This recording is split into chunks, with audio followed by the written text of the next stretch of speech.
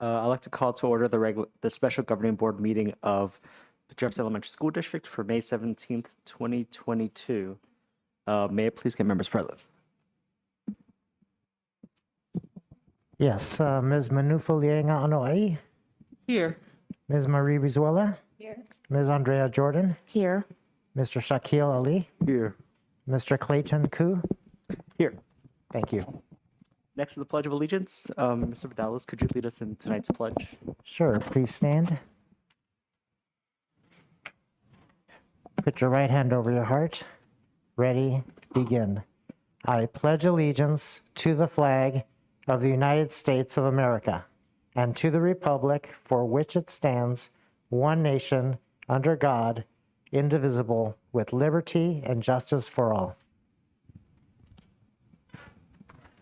Thank you. Next is the approval of the agenda. Make a motion to. Second. First and second, all those in favor, please say aye. Aye. Aye. That was unanimous. Next is Section 5, General Functions.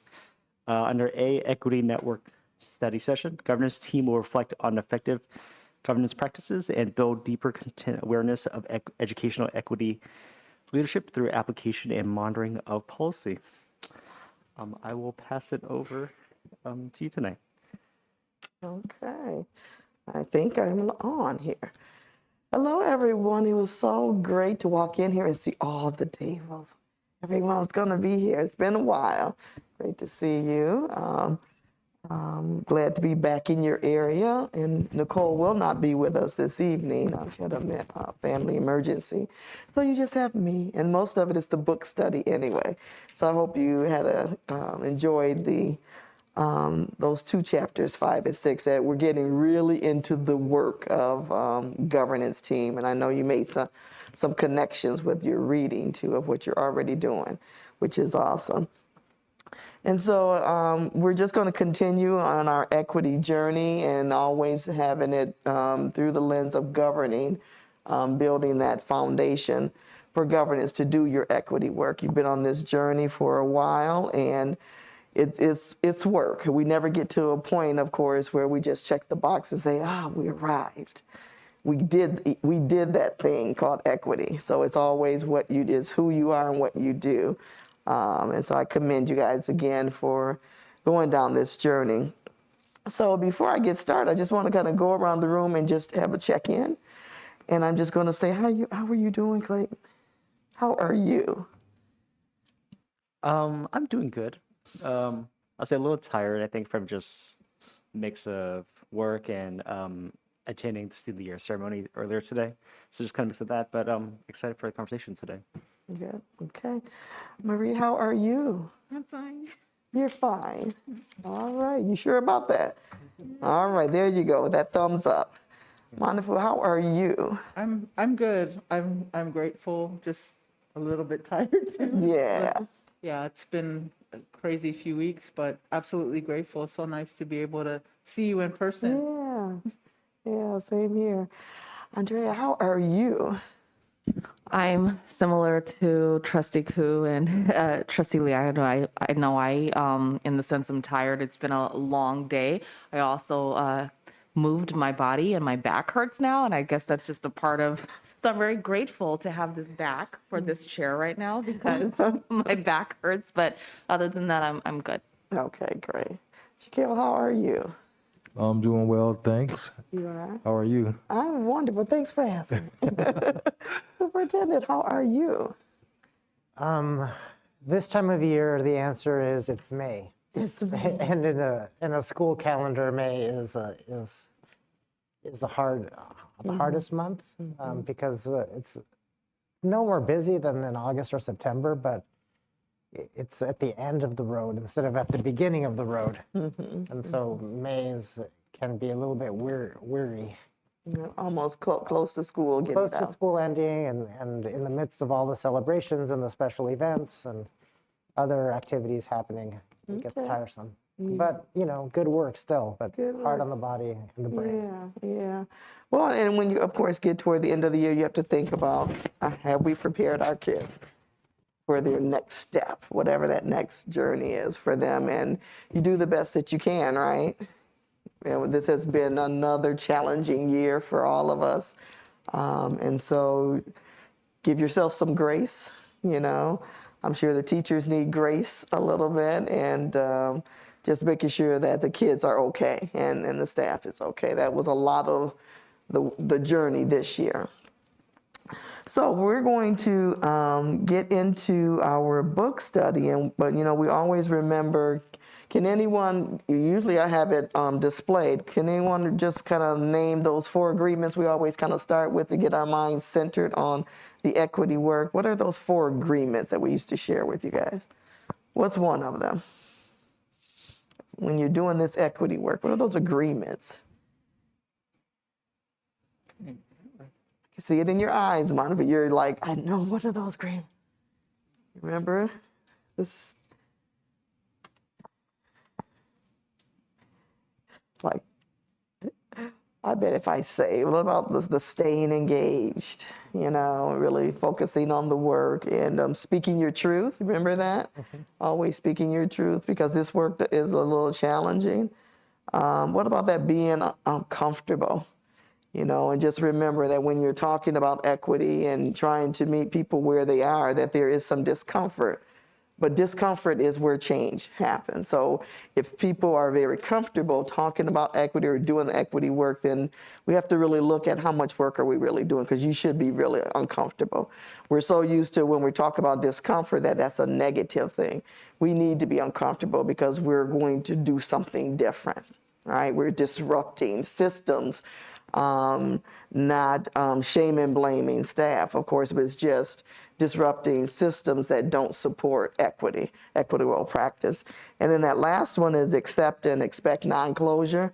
It takes a while for us to get to a point where we can see, just where this team can see the fruits of your labor, if you will. But you guys are shoring up that foundation. That's what people can't see. So that when another storm comes, which it will be something else that will challenge you, push back or whatever, you guys have really shored up that foundation so it will sustain itself. So those are just some things to kind of keep in mind when you're doing this, focusing on equity, because it is what you do. And so we studied, or you read chapters 5 and 6, which is governing with coherence.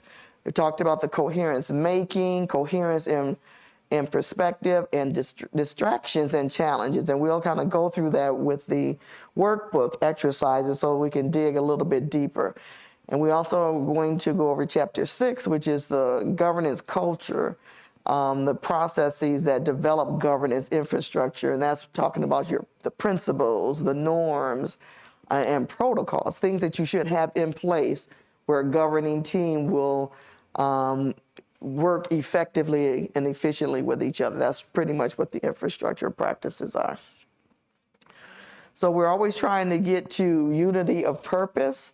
Our vision is of a governance system, school board and superintendent working together as a coherent, cohesive, unified team with a common vision driven by a shared moral imperative. And so just this statement that I like to always have for every session that we do, just reading that unity of purpose, because that's where we're trying to get to. What does that mean to you in your own words? If you had to explain that, what does that mean? You know, as a governing team, what does that mean? Those are really nice words that saying that's where we're trying to get to. But what does that mean to you?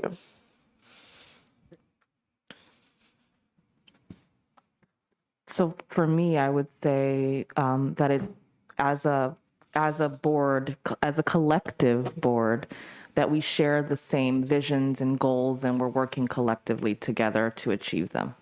Mm-hmm. Okay. Absolutely. It's a variety of things. Variety of things speak to me.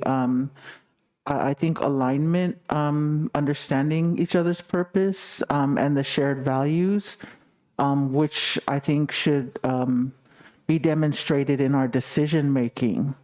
I think having that sense of unity and having a unified perspective, even though we may not always vote in unison, but understanding our purpose with a level of alignment is what resonates with me.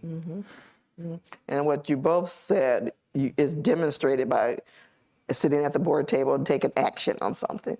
You know, do you always agree? No. Do you have to always agree? Absolutely not. What you do need to do is make the best decision for your students. That's what you should do. And sometimes when you're having the discussion, you're on opposite ends of the spectrum, but how do you come together with all the information put on the table to make the best decision? Because it is about the students, never about the adults. Yeah. Who else? Just share your thoughts. Sure. I was going to say for me, union purpose is understanding that while we personally have differences in our own personal opinions on certain policies or certain actions, when it comes down to carrying things out as a board, our goal is to be able to work united and together in terms of a clear vision and goal and sort of figure out how best to sort of carry that out in one manner rather than 2 or 3 different types of different dispersed opinions. Absolutely. Thank you for sharing that. Right, okay. I think the main purpose of the whole thing is that as the board members, we should not act alone on something naturally, because we have to have consensus here. But I think that everybody has a voice, that if they have something they want to talk about, they can bring it up. The rest of us can say, well, okay, we'll hear it, but, you know, within reason, not a debate. But bottom line is, when it gets to be an agenda item, we vote according to what we believe in and what we support. And nobody gets mad at each other, because that's the way it is. But I don't think we have those kind of issues really, but it's good for us to understand. Alone, we don't act. We have to have consensus. You know? We have to have the support. So, Perfect. I don't know if I said all that I'm supposed to say. Is that kind of what you want? Yes, and I love that you said consensus, because believe it or not, a lot of boards never use that word. I don't know why, but that is what you do. It's consensus build. Not saying that you have to agree with everyone, but how do you get to a yes or you don't strive to get to a no, right? So it's how do we get to a yes to the best of our ability? So it is consensus building. It's something that you practice with each other. I'm hearing each other. I like how you said, you have a voice. Everyone's voice needs to be heard, and you have a vote. Everyone has a vote, and you do vote your conscience. And that's the beauty of being elected from your community, and have a diverse team where you do vote your conscience. And if you can sleep at night based upon what you vote, then that's what you do. No, you don't have to vote along with everyone else. You have to do it because it's individually how you vote, but collectively, whatever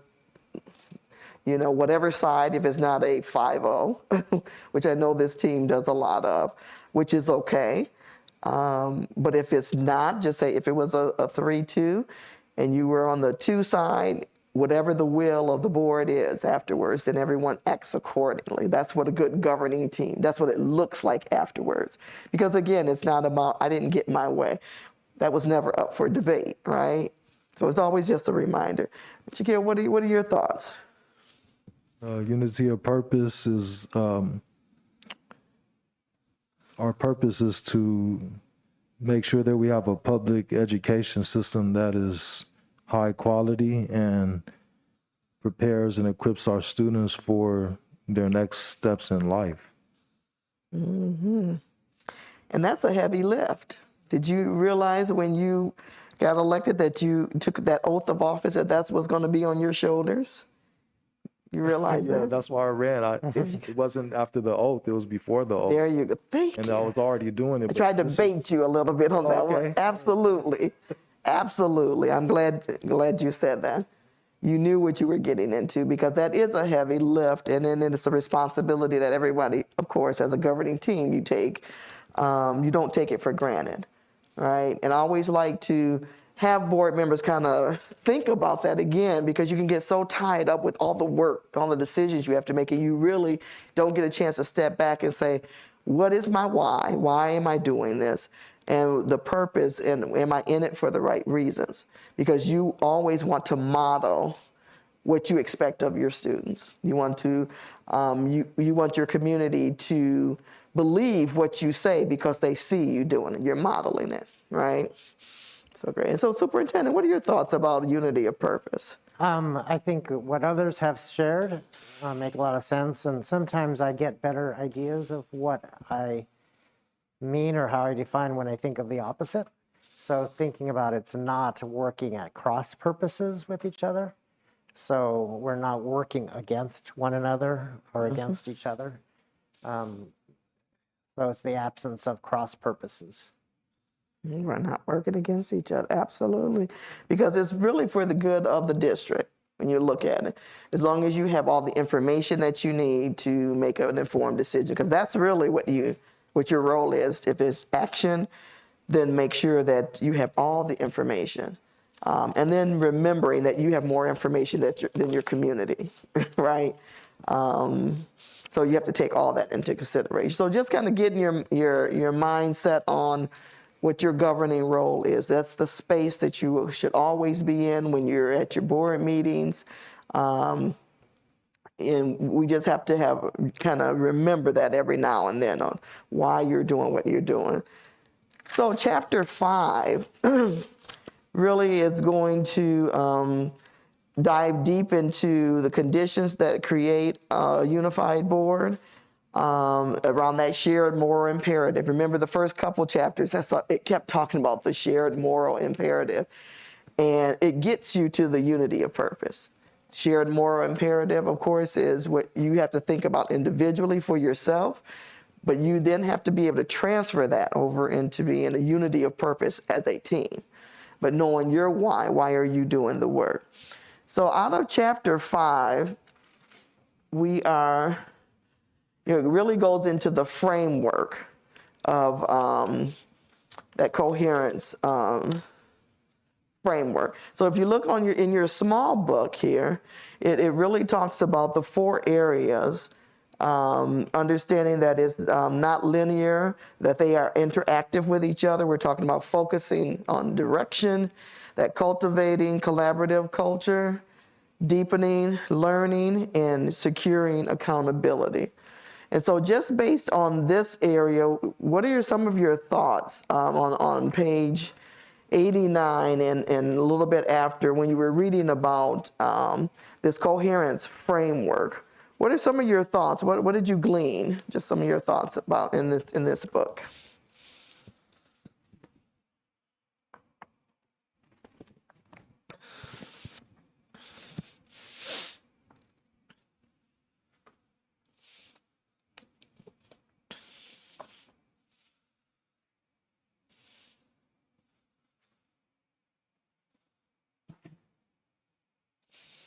What are some of your, let's jump to page 90 and 91 in the small book, because just those 2 diagrams, what do you see? There should be a difference that you see, but what is going on when it talks about the current coherence mindset system and the one that's required?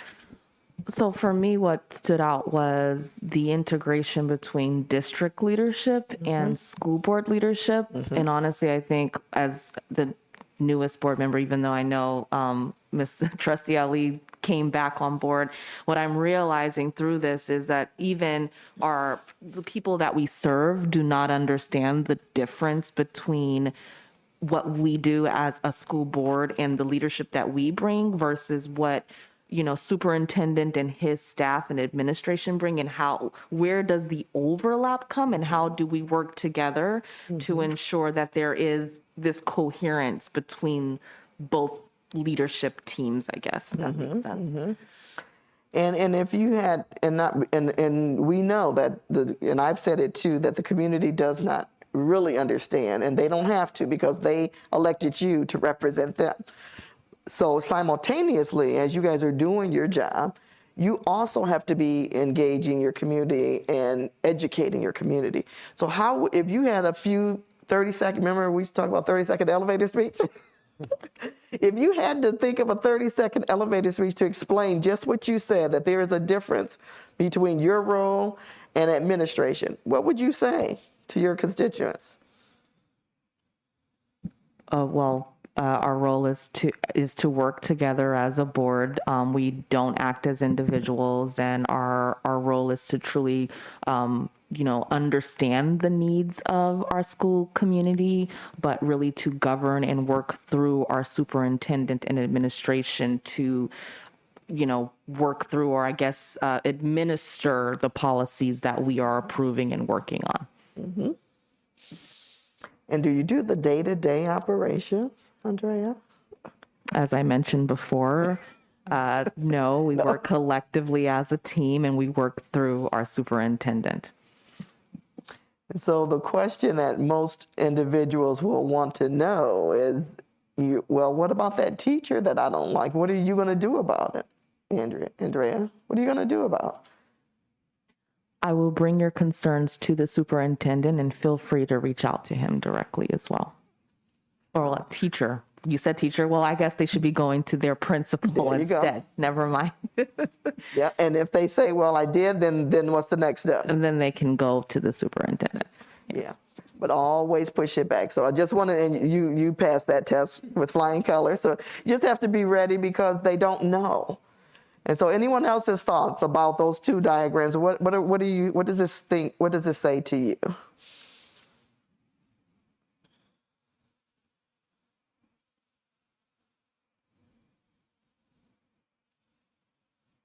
What are your thoughts? I just wanted to comment that the governance piece is an integral part, because there's governance on both ends. That our superintendent administers a lot of the things that are decided in public. That when we're sitting as a board, people only visibly see that decision making at that level, most of the public, not all of the public. So when we speak to governance, sometimes, as you've mentioned, people don't really understand what that means. And I think it's our role to demonstrate, and as much as we can, be able to inform the public how the process works. I know that it's hard, especially like, for example, during public comment, people don't understand. Not all people, but I think most people that come and do public comment understand that they can offer and share feedback and even their frustration. But the general public are like, why didn't they respond? What is really their role? Who really has authority and or is really governing? So when we speak to process, I always look at, like, you've got here the management and administration and curriculum and instruction, and then the next page, you see that governance has been added to that piece. So governance goes both ways. The governance of the superintendent being able to do the business of the district, and then of course the board assisting the superintendent to facilitate the policies that need to be in place so that the system can operate effectively and efficiently. But also us being a board that we receive the feedback from the constituents and appropriately govern in facilitating that feedback and those conversations to assist the superintendent to really have a pulse of the community. So I think for me, a lot of times when I look at this as governance, I think that there still has to be a piece, and this is an I statement of me still learning of how we govern and understanding how we do that within the confines of the system that we need to adhere to, but also being reflective of who we really serve as a whole. Absolutely. You are spot on. There was a lot of good stuff in there. And when you said the public comment, now this is something that boards, we're just used to, because the statute tells us we have to allow public comment. It could be 2 minutes, 3 minutes. Some people do 5 minutes. And you don't engage in conversations, right? But what if someone is new who has never come to your board meeting, is doing a public comment, and then they expect you to respond? Do you guys, maybe, I don't know, as a board president, do you make a statement to inform people on how the process is, or are we assuming that everyone knows?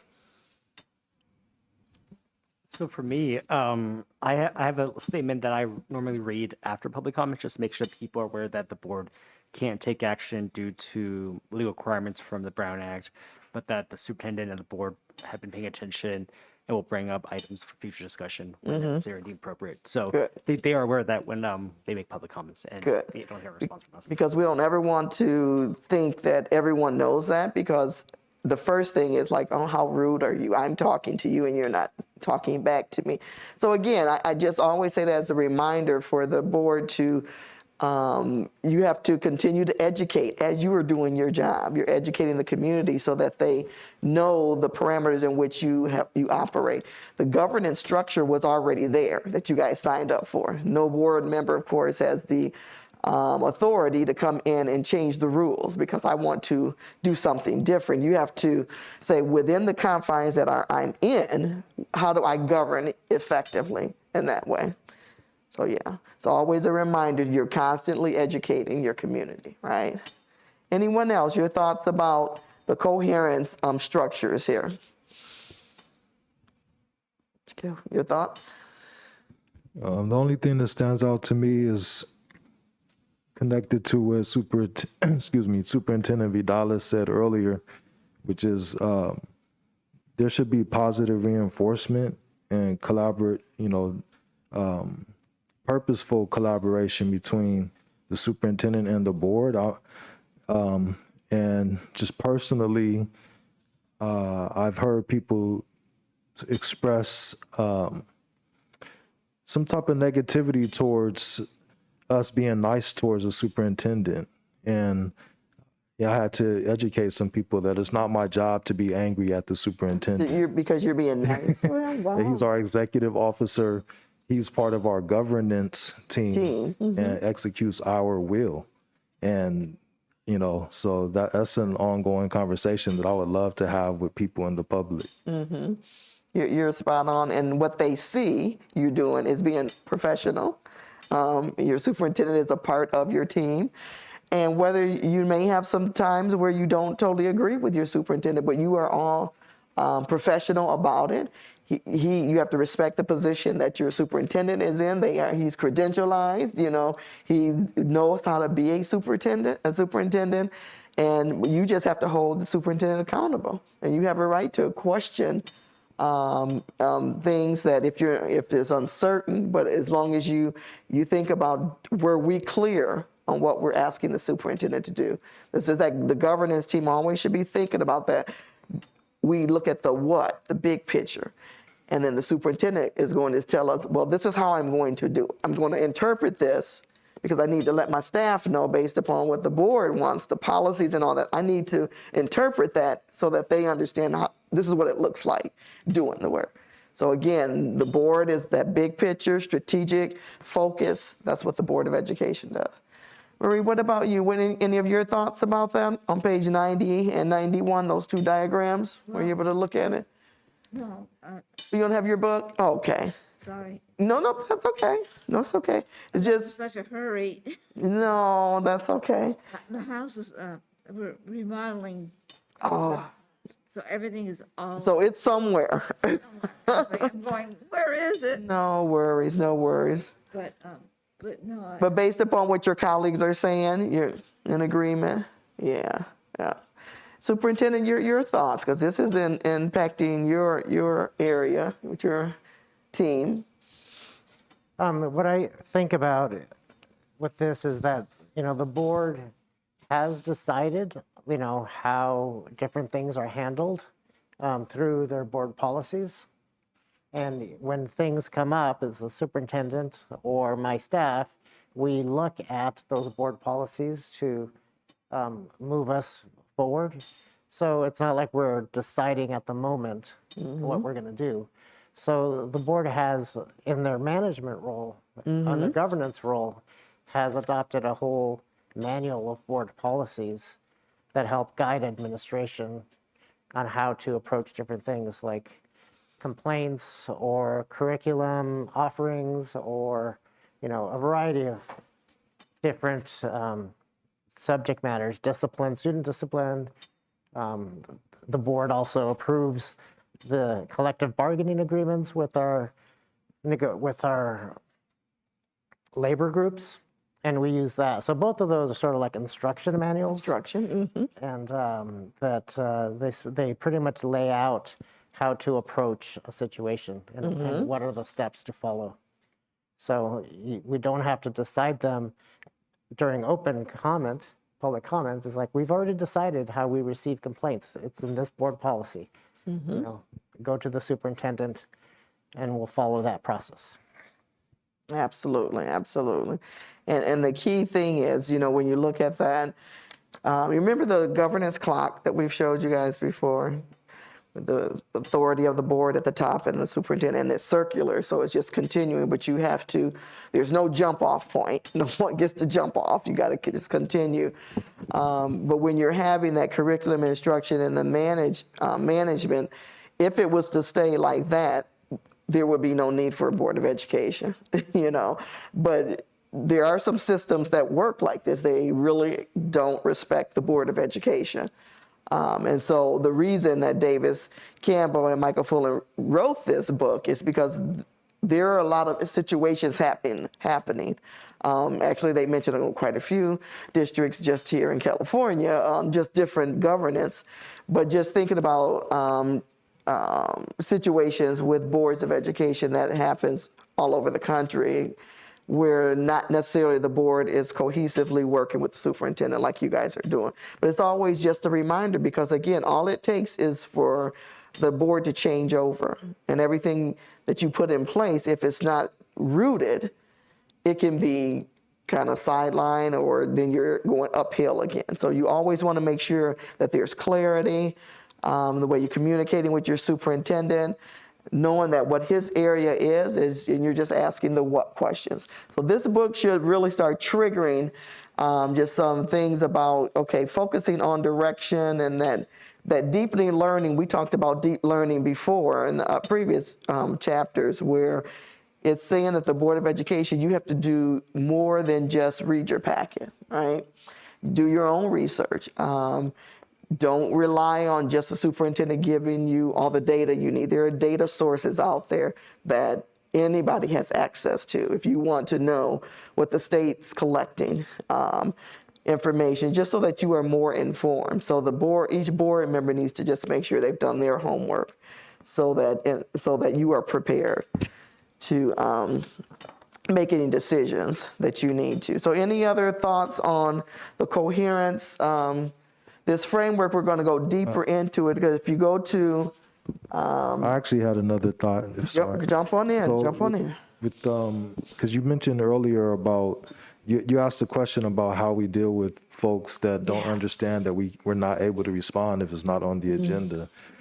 That was actually something I was communicating with Superintendent Vidalis about earlier today. So I was thinking that there should be a way where we could take actually more time and put that as an agenda item to talk to the public about that very thing, about, you know, when they come to us, that we have protocols that we follow, and to help them understand those protocols, so that they know that we're going to follow our protocols regardless, and model that behavior. So that was just another thought that I had, that it's not enough to just have it on our agenda or say it after. People are still caught up in the emotion, and they come back again and do the same thing at the next board meeting. So I was wondering, is there a way for us to slow that process down and illuminate it more to the public? Yeah, and of course, since this isn't an item, we're not making any decisions. We're just kind of talking openly about this. So as the board president here, just some example of what other boards do. If it's a topic that is really having some spirited conversations about, the board president can say to the superintendent to respond. Usually it's a very short response. It's not a really long, but the board president can say, can you respond to that? Because especially if you have 20 people talking about the same thing, and 9 times out of 10, it is going to be an administrative issue. they're not going to come and complain that the board didn't do extra. It's going to be something in his area.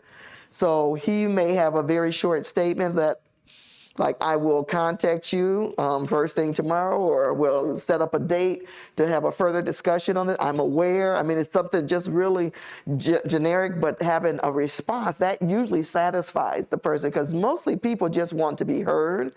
And then if it is something, the superintendent usually knows if it's a hot topic and a lot of people are talking about it, the superintendent has an idea of what it is. But remember, it's not at the board level, but they're bringing it to the board now but it's something that he's already taken care of, and he can bring you guys back in the loop after he handles it. So there's just a way. I don't know, have you ever had a situation where you felt that you wanted to respond? Because it does happen. Yeah, and actually, Superintendent Vidales has done exactly what you said. Okay. And I think there's been times where we may have crossed the line even a little bit, but I know there's times when we've asked him on the spot to take care of it, or, and then he's able to say that we're working on it or whatnot.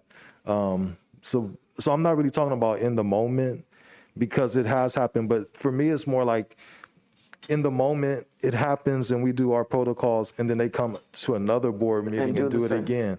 That's what I'm saying. Okay, at some point, we have to be strategic of how we place an agenda item.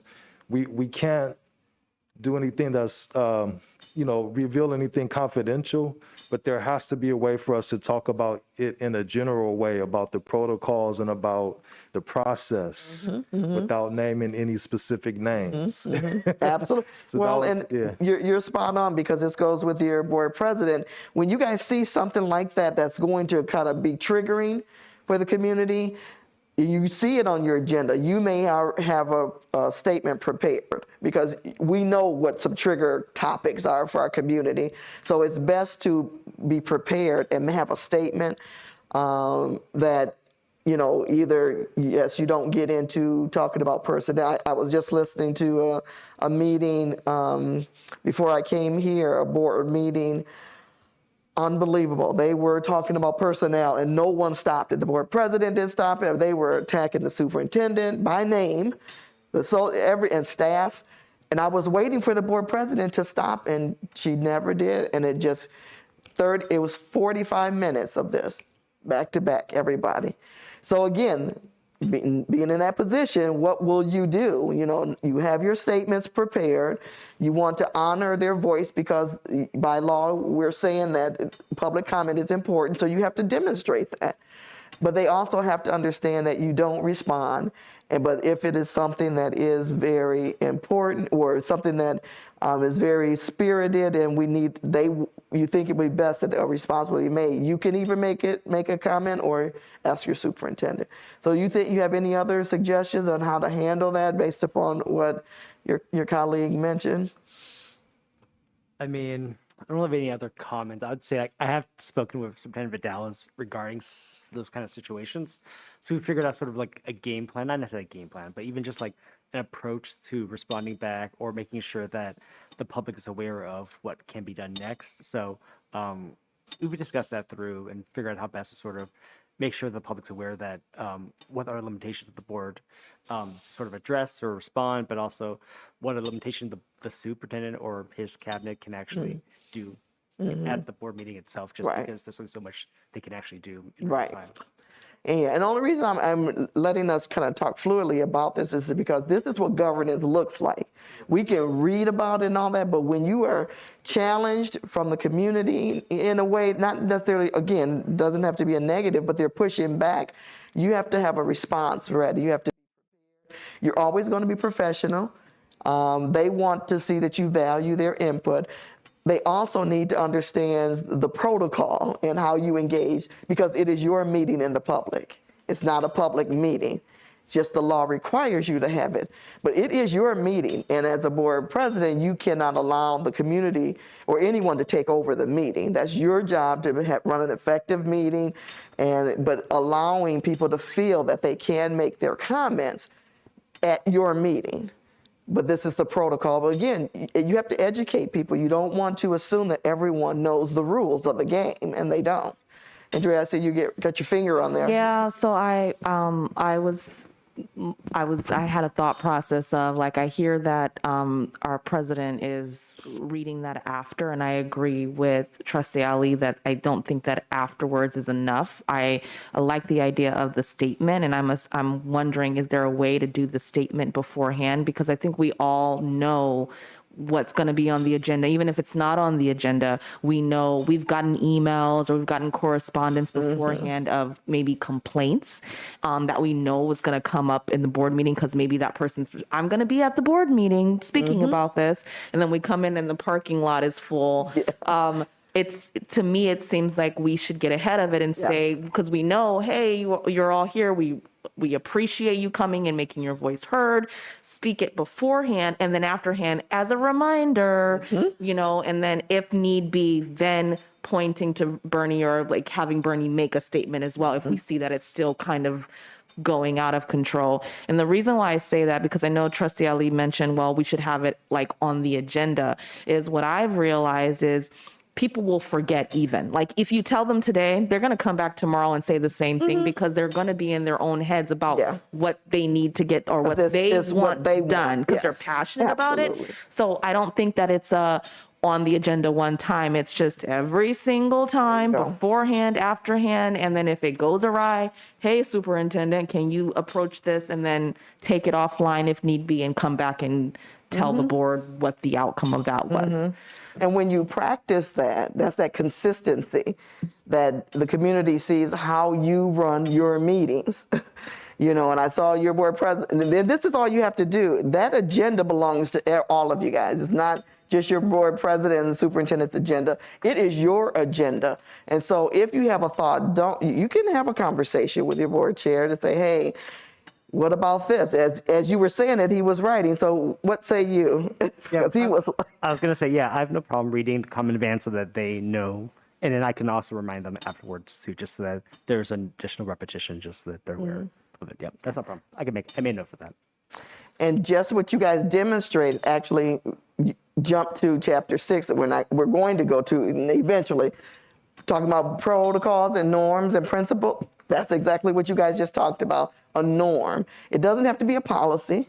It could just be an agreed upon process that we're going to do in handling something that's on the agenda. And so as you talk through these things, you can think, yeah, that would be a great norm to have, because again, you want to have these norms written down so that just anyone else coming in will have a clear understanding of how this team operates. And every now and then we have to look at the norms to remind ourselves that, oh, I kind of got out of pocket here.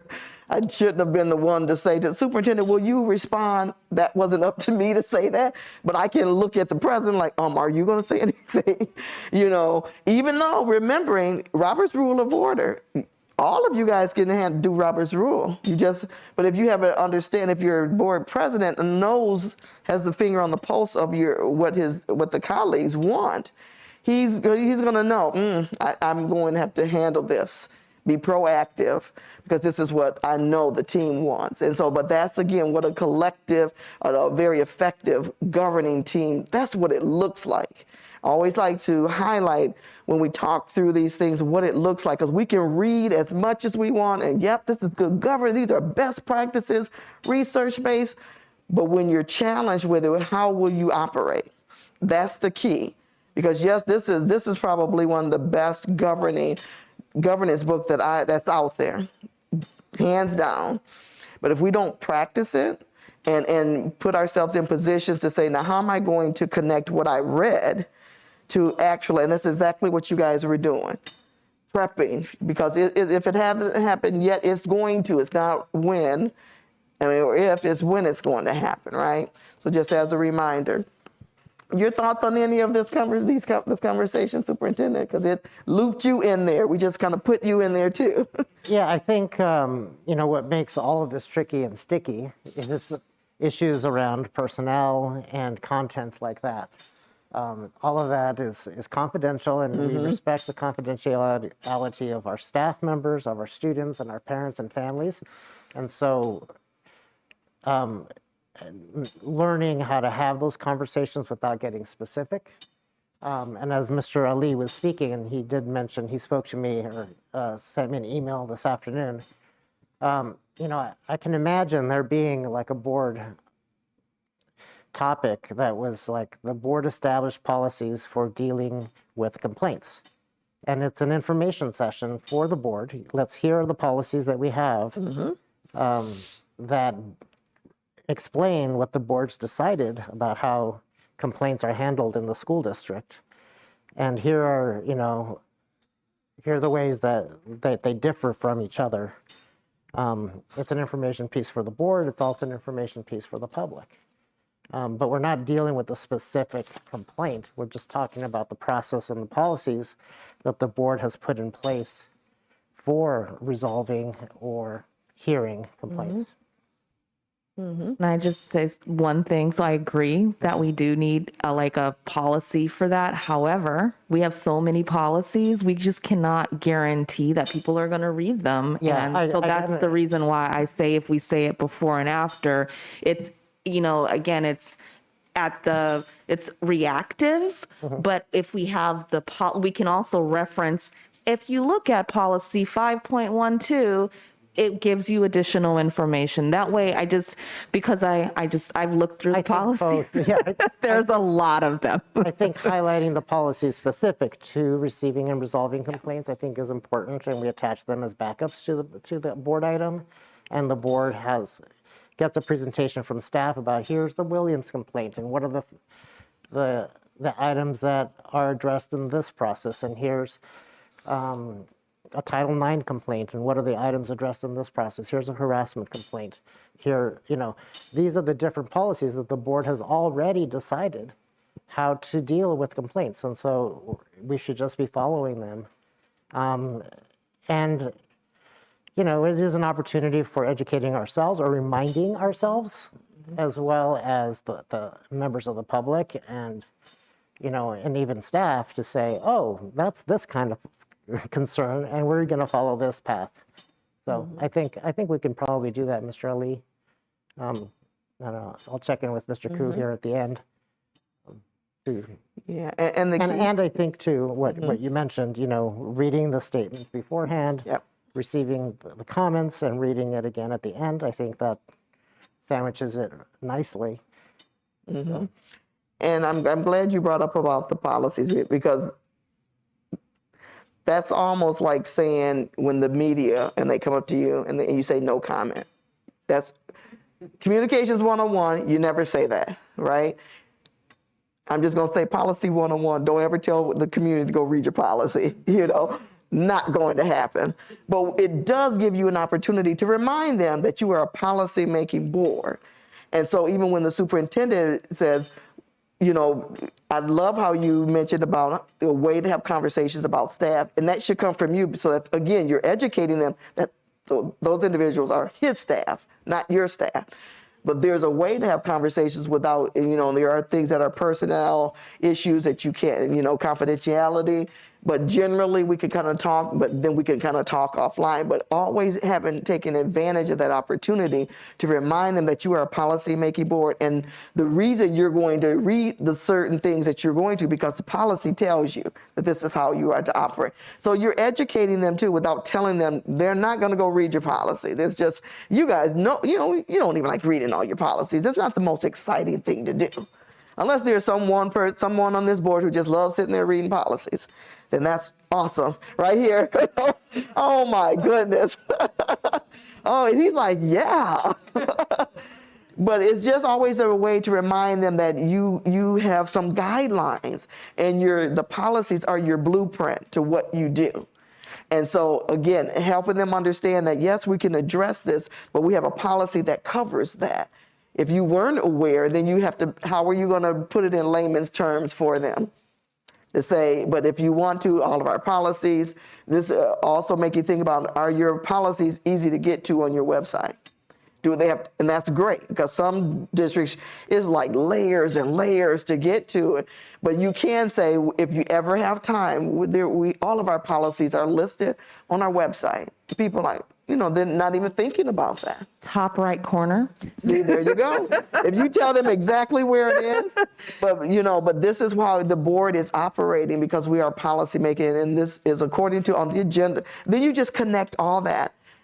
Communities, and not saying that your community doesn't respect the work you do, but you just have to be consistent in showing good governance behaviors. We can kind of let that kind of go off if we're being attacked or comments that have nothing to do with what we want to talk about, but it's not about us that time. It's about what our community's talking about, right? So just again, I love to hear this conversation, because these are some real scenarios on what you have to be prepared to do. And then that will make you think about, how prepared am I to do this work? Because we have to remember, very minimal requirements to get the job. This is a very important job. So you are literally on the job training, building this airplane while you're flying it, if you will, right? So any other thoughts on here? Because I want to go ahead. Monica, what are you thinking? Just thinking, I'm looking at your eyes here. I'm like, No, I too love what I'm hearing, and I love how Trustee Jordan brings it back, because I think we've all talked about how people want to be heard, and I like how we're making reference, or considering to make reference to, our policies, because I think outside of them understanding that we are a board that abides and adheres to our policy, is reminding them that it's structured. We're not on the fly, because people come in and they just personalize everything, like, oh no, they just made up, they're just saying that to get me off the mic. But when we state the facts that no, we are a policy board, making a board that abides to the policies that we have in place, it gives structure and also gives credibility to the decision making. But when we continue to share and reiterate the process, I do believe, and I feel, because I know, being on the other side of the mic, it, as frustrating as it is, where you feel that you're being unheard, I believe that they walk away hearing that, like, they did say at the end and at the beginning that they cannot reply because of ABC, and because they hear it, there's that level of respect and validation, and a lot of times that diffuses everything. It does. Just feeling respected. You may not get the answer that you want that day or ever, really, because people want what they want, but that level of respect goes a long way. And I think this board, our board has, and our superintendent has demonstrated that again and again, again and again. That is great to hear, because like you said, people just want to be heard. And if they're saying something like every meeting, it's not just falling on deaf ears. It is probably something that the superintendent is very much aware of and working on it in the background. But is the board meeting the place to address it if it's about personnel or something he's dealing with that? And all the board, because you're all listening, you just know that any superintendent realizes that if the board is pulled into it, he's going to close the gap. He's going to close that loop to let you know how it was resolved. But again, whether the person liked the resolution or not, that's the superintendent and his team will have to continuously deal with that. But administrative issues on that level are not board issues. And even when you think about your agenda, does it align with your priorities or your LCAP, or if you have a strategic plan, so that, again, the community can see that you're just not talking about just anything. Yes, and I like how you said, Shaquille, at the very beginning about creating a public education system that's really highly regarded. That's what your job is, to make sure that your scholars get the best educational experience under your leadership. So what kind of decisions are you making for, that's going to impact them years down the road?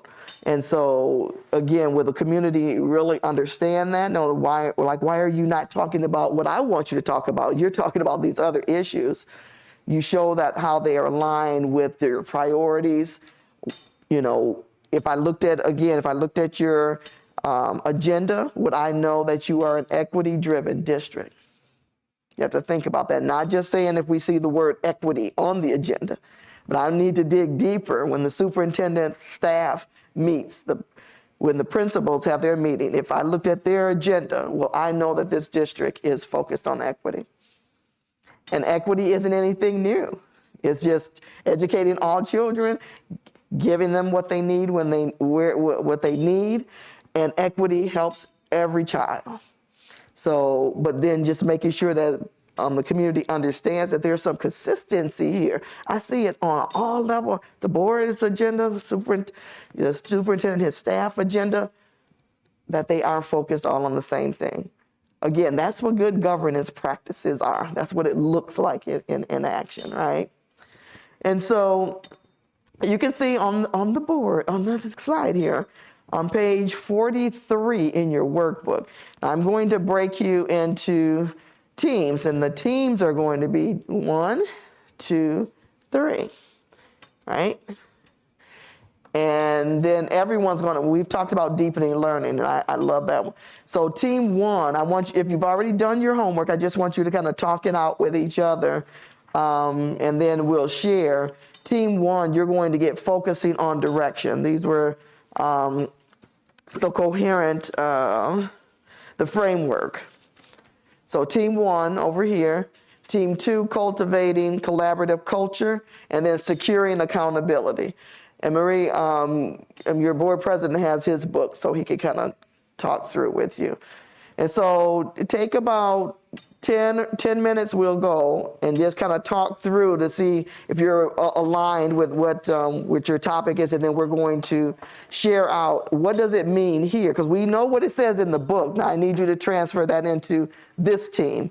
What does it mean for this district when we're talking about focusing on direction, cultivating collaborative culture, and securing accountability?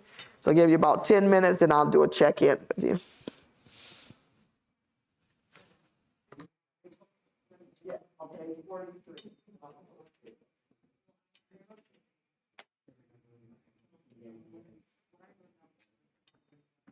It's 43, and then 45 is the workbook. 43 kind of gives you an idea of the what, but 45 is the actual workbook. But you're just going to do the 1, focusing on direction over here.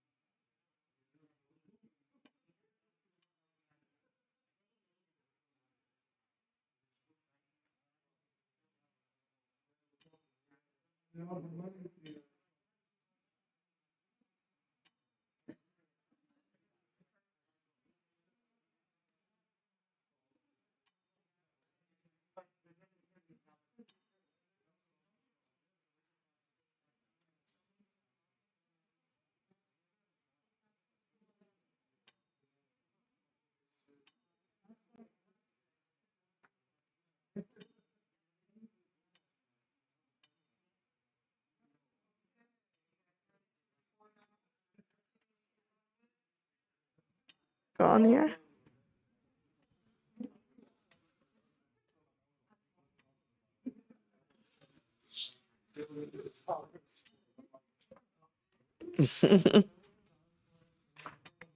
Okay.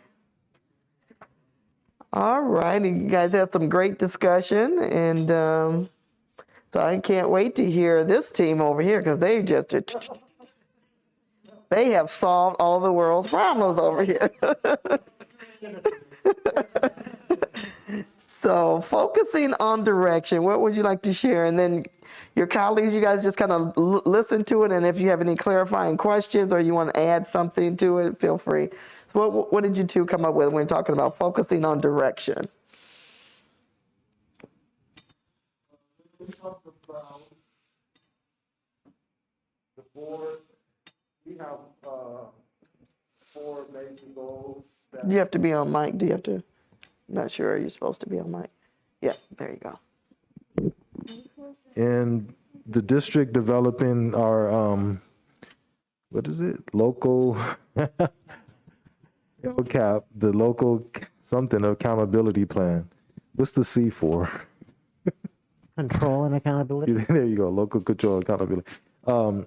We have our major categories or goals that the board has, and then the district has goals that are developed from there, and those goals are all in the LCAP. So that is our direction that we set, where we decide what we want and what we need for our district and our students, and then we go to our budget and see where to get those funds from to, to accomplish our goals.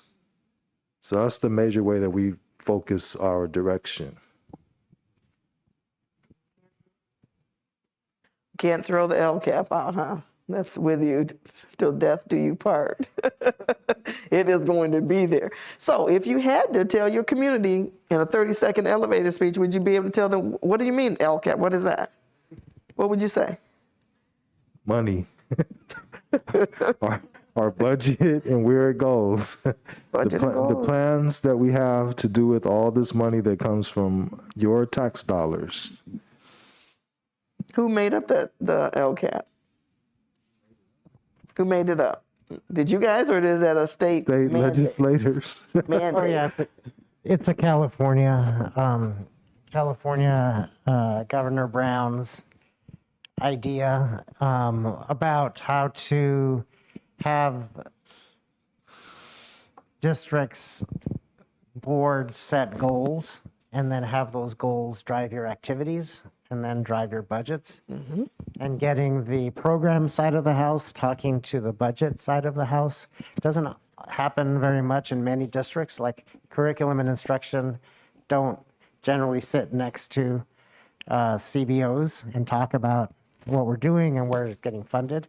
So it was a tool for that. We've always done that, but not every district. I mean, they're oftentimes at the opposite ends of the building with different entrances and exits, so there's no reason for collaboration and conversation. Yeah, unfortunately, yeah. Yeah. Well, great. Any questions you guys have for your colleagues? They cover that? All right. All right. Cultivating collaborative culture. What does that look like? Speaking of collaboration, no. That's an example of not. Now you're going to speak of collaboration. We had a lot to say, but it came back to one word, is trust. Trust, because we both felt that we totally understand what it means to cultivate. We understand collaboration and the importance of culture, but we realized that we could not wholeheartedly or really embrace a level of cultivating collaborative culture if there wasn't first trust there. We looked at it from a perspective of being a veteran or seasoned board trustee to someone who comes into this space really unknowing, and having a level of trust in the decision making that's in place.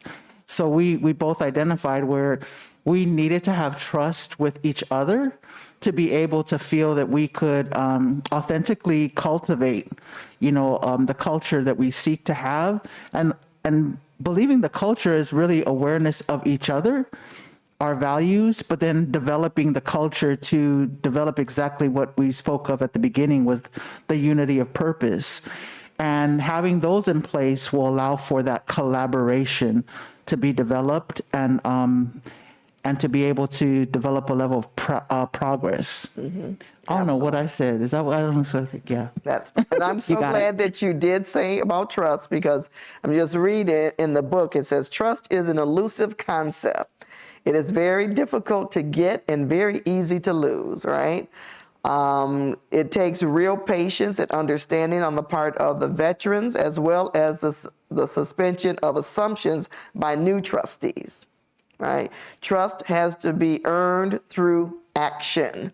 It's not about earned if you like me or not. or what I said to you before. No, it's about the actions that you're taking, right? You have to prove you are trustworthy in terms of both reliability, I keep my word, and competence. I am skilled at follow through. All this is about governing. It's not personal. See how it never touches that personal. Trustees with a governance mindset have a unique understanding of the importance of building trust. That level of consistency too is what we, seeing that is builds trust. And we were looking at page 94 and looking at how the example that was shared there about the legislators. Talk about that. Yeah, for a well, minute, we both agreed that, we want to know our devil. We want to know who you are, like show up as you are. So we know how to deal with it when we know what your values are. And that's what was shared here had shared that while they may be on other sides of the aisle, I can't pronounce his last, is it Vasconcelos? He actually knew who he was dealing with. He felt that he was an honest man and had integrity, but they may not always agree, but he knew exactly who he was. Yeah. And that's when we were talking about trust. We were like, the trust comes from knowing what we're dealing with and who we're dealing with, even when we don't agree. Right.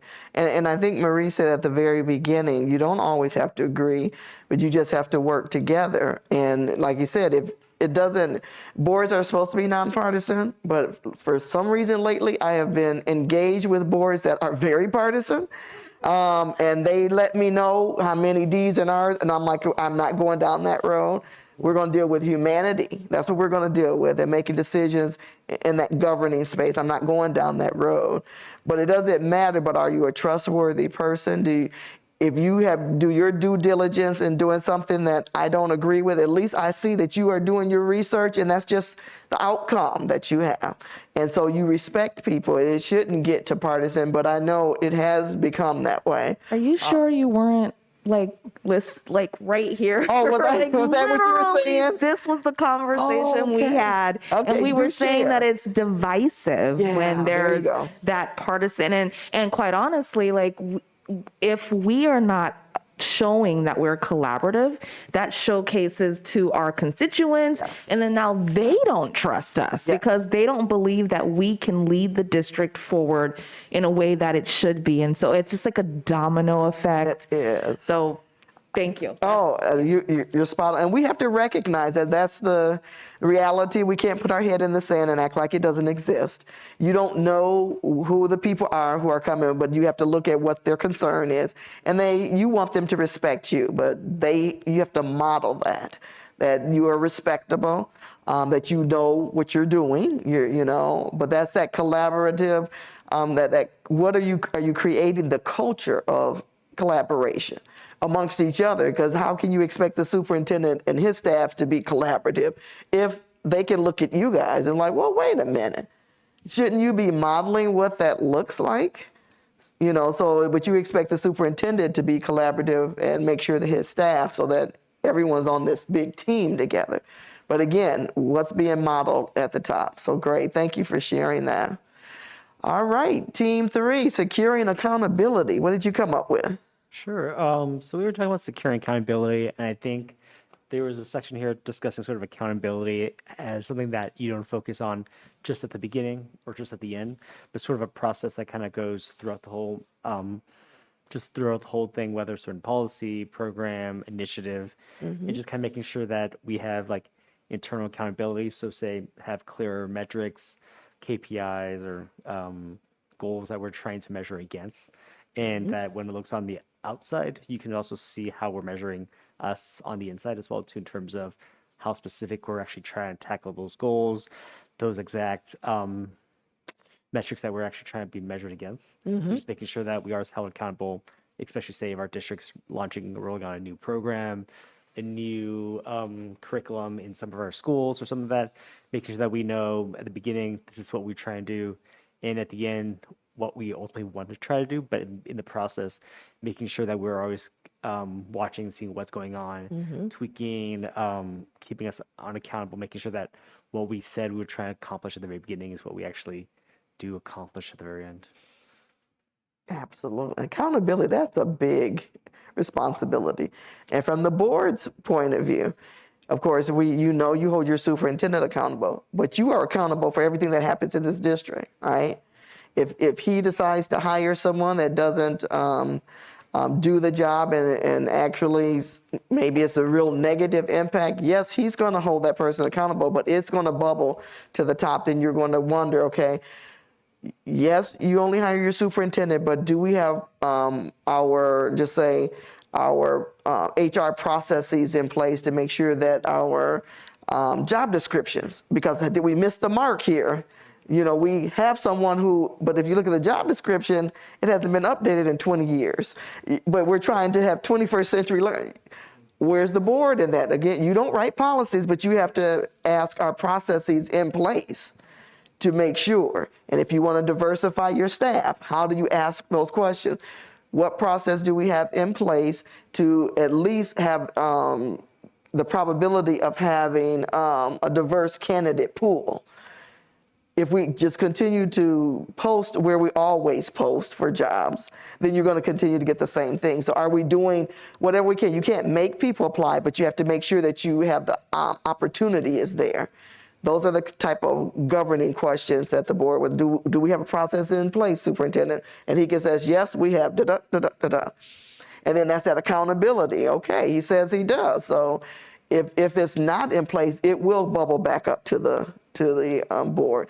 But not only thinking about accountability with your superintendent and he holding his staff accountable, but you guys have to hold each other accountable for doing what you said.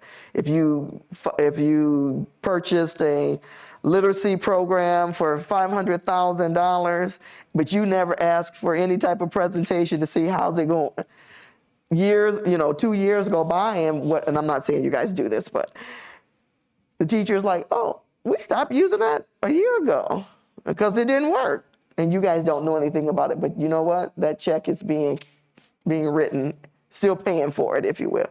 So holding yourself accountable when you approve something, just make sure that you monitor, and the superintendent will let you know. It's not that you have to say 30 days we need to see something. No, what's the plan? If we just approved it today and it says it's going to impact literacy, okay, we need to know where we are, where were we, where are we now, and where are we trying to get to. That's the accountability for the board, to be thinking that way. That's how you have to measure if it's working. And if it's not, what kind of adjustments does the superintendent and his team make? And that's what he will share with you guys. Or what if he says, you know what?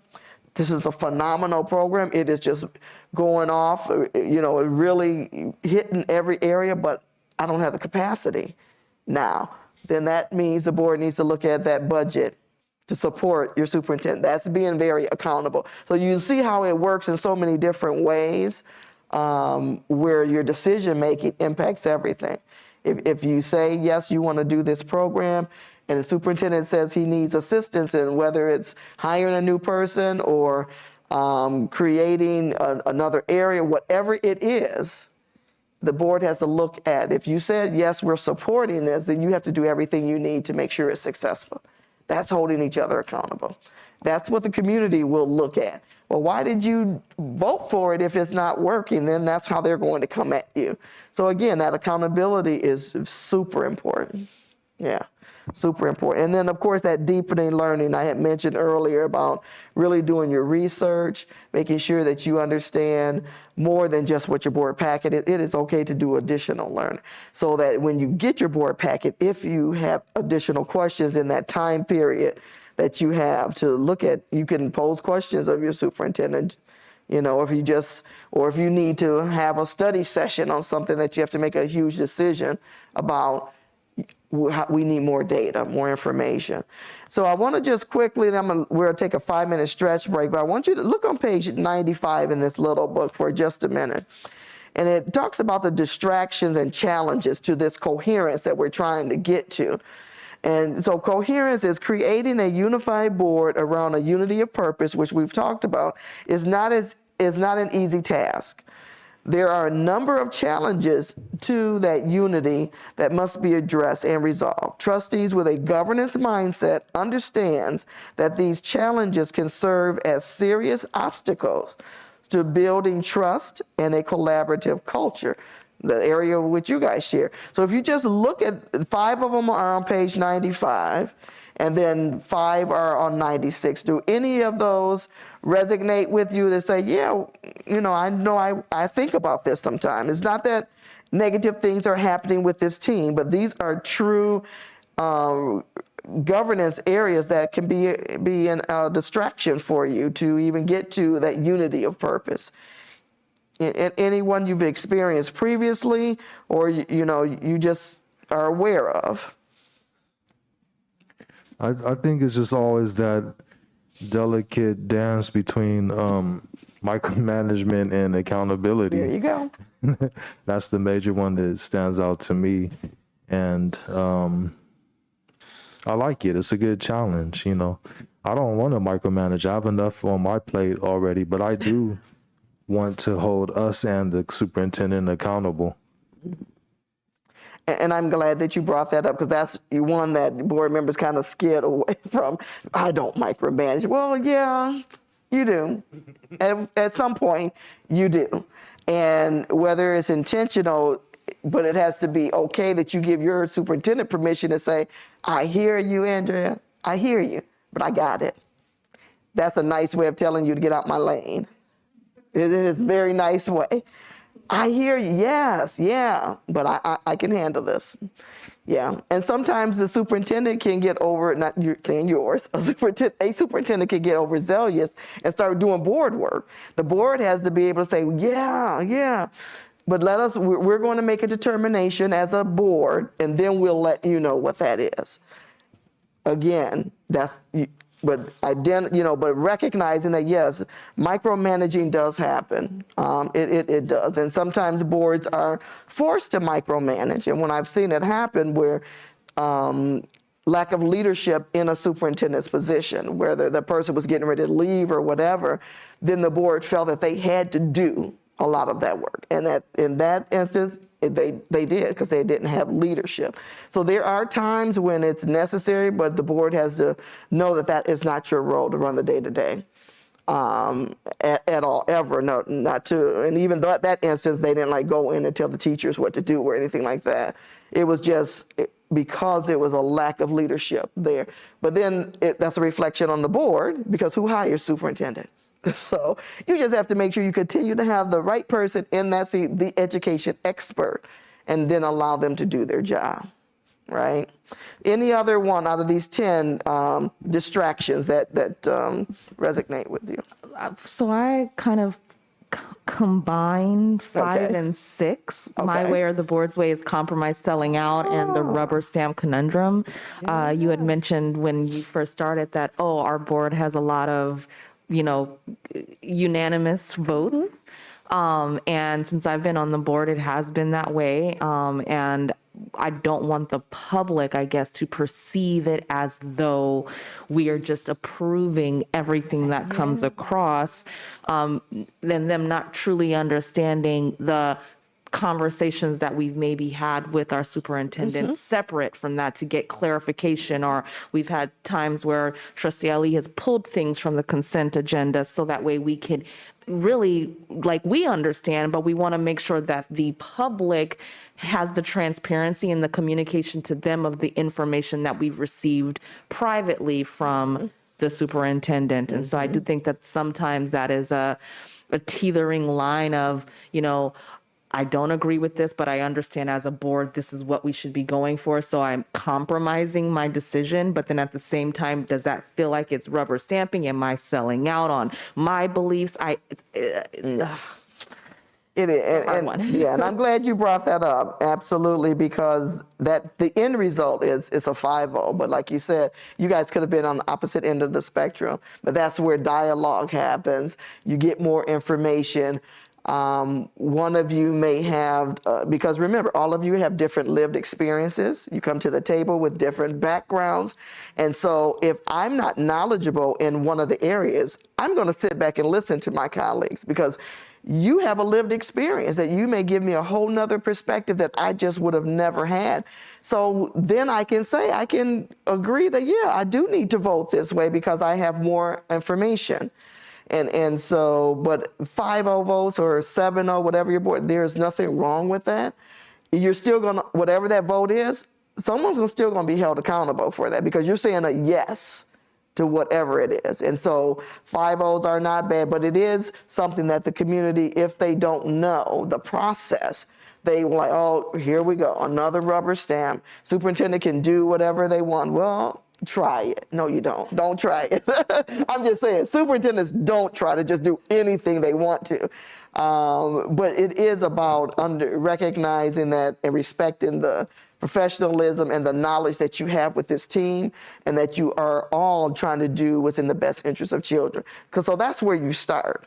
You want to believe that everyone is here because you care about children. That's, you start there with everyone.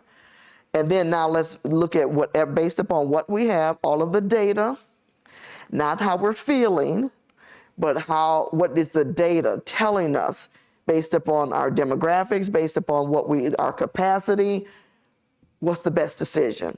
And that's how you get to it. But yeah, and if it ends up being a 5, because it's the best decision at this time for our children.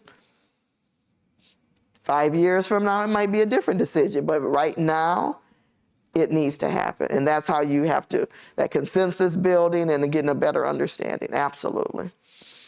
Any other area that resonates with you? I just want to comment on that rubber stamping. I think Yeah, go ahead. there are some things that a board is required to approve, and it's less that it needs approval, but more that it needs your information. Like, I'm thinking of a couple things, like the monthly warrants report, like all the checks that have been written. Yeah. You're approving those, but in reality, they've already been out, and most of them have been cashed.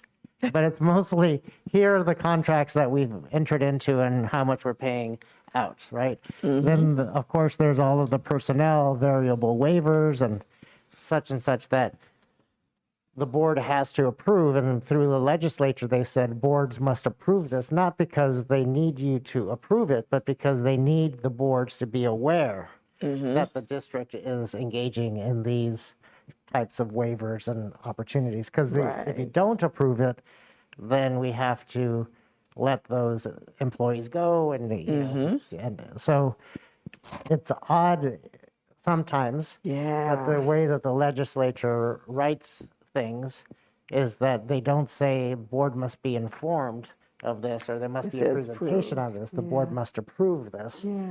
But it's really, I mean, that is really a rubber stamp, because if you don't approve it, we're in trouble. Yeah. Like, this is the way to move If you don't forward. approve the budget, something's going to happen to you. It's Better to approve the budget and then change it. Change it, yes. To not approve it and then. And that's a great explanation for that, because yes, and the board needs to be clear that, yeah, it's on here for your approval, but it's really already, you have to. But it is, you're based upon what legislature said, whatever the Constitution is or whatever, that boards must approve. It doesn't say, like, just make them aware, because it's a public record, and it needs to be, someone needs to be able to go back and see that, yes, you actually did vote on it and approved it, because that means the superintendent needs to go do the next step of whatever that thing is. So absolutely, but the community wouldn't know that unless, again, at some point you clarify, like, do they understand what consent agenda means? You guys may know, but do you think your community, like, what does it mean, consent agenda? And why are you pulling? Then if someone say, well, I like to pull da-da-da-da-da-da. Again, yes, it's your meeting, but because it's in public, you're educating at the same time. So it could be that you're talking to each other because it's your meeting.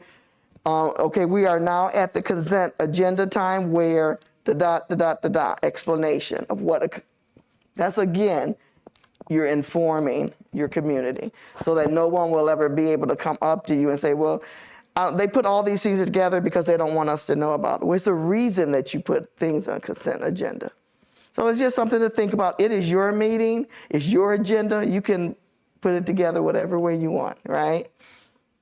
Yeah. So any other out of these 10, I just wanted to give you a chance to make a comment, because these are some of the distractions that really will keep you from getting to that unity of purpose. Good. You guys want to take a 5-minute stretch break? Yes. Okay. We will take a 5-minute stretch break. Then we will go into the next chapter. You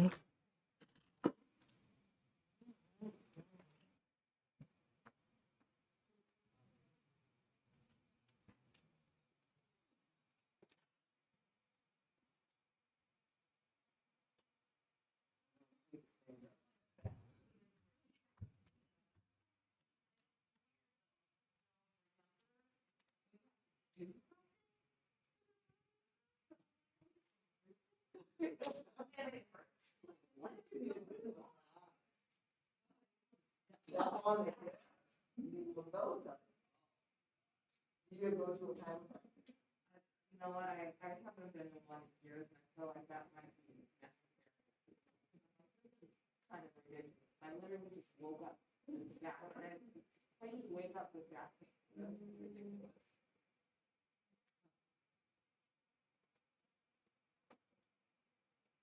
All right.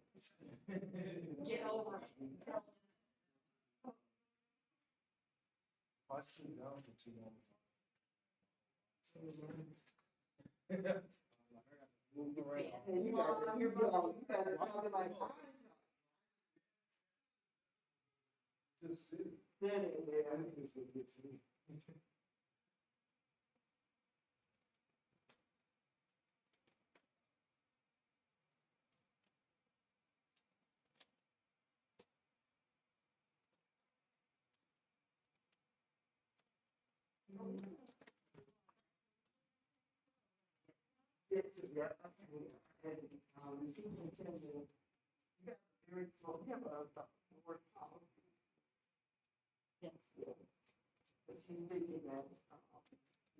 We're gonna give you a chance to look at Yeah, I sent that last email confidential with all the updates about Ben Franklin. I was like, I kept thinking about you.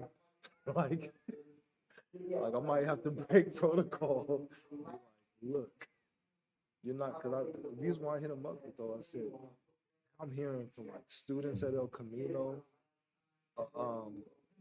my best friend is like, yeah, I heard about. I'm thinking they're talking about the LGBTQ. I'm thinking, okay, let me brace for that. No, they're like, no, Ben Franklin. They don't even know we did the flag. So I'm like, That's what I'm saying. Is that we were just talking about how things that we want to be celebrated or highlighted on our agenda get buried because yo, that's why I was like, Bernie, we don't have to get specific, but can we do an agenda item on what are the qualities that you look for when you hire a principal? I was like, I'm thinking, if the students are talking about you could have Googled them and they're uncovering, I'm like, yeah, see, from the out of the mouths of babes. Yeah, you should be doing more due diligence and doing a quick Google to see if they were not that good at their last district.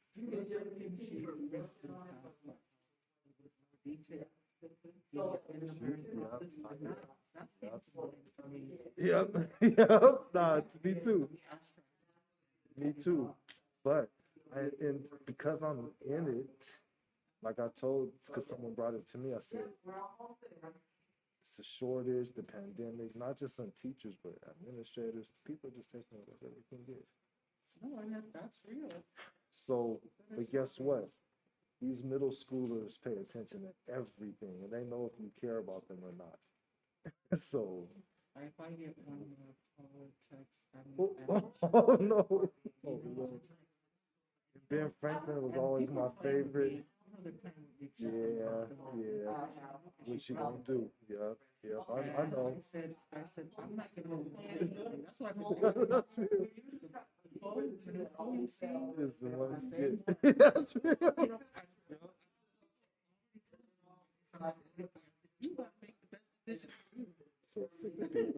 I'm like, no. I said what I said. That's right. That's right. And so, the dad actually reached out to me. And I told him, I appreciate you thinking of me. Trust me, I'm connected, I'm a parent. Right. But as I Right. said that night, there's a protocol. There's a protocol, and I like that you said it that night. And so, Because I'm like, we've talked about this before. Our people, yeah, they keep on going down this road. We're like, okay, you're not going to get anywhere that way. We're trying to show you the way subtly. But that's why I said, no, it can't be subtle anymore. We need to slow it down and have a whole, if it's not an agenda item, I said, what about a special board meeting where we just talk about the qualities, the protocols, how you guys, so that's like that, and they keep coming. You think they're gonna? I was gonna say, you think they're gonna stop coming? No, they're.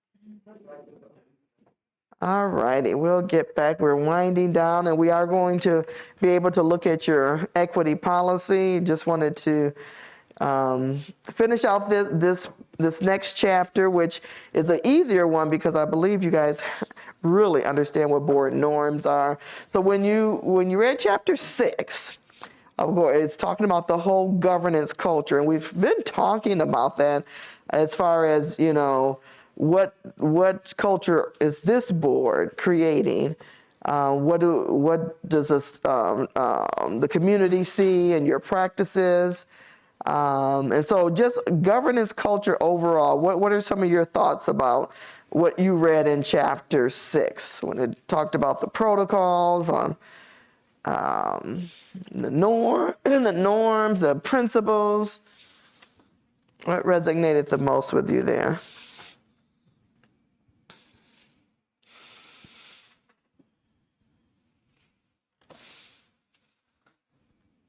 What are your thoughts here?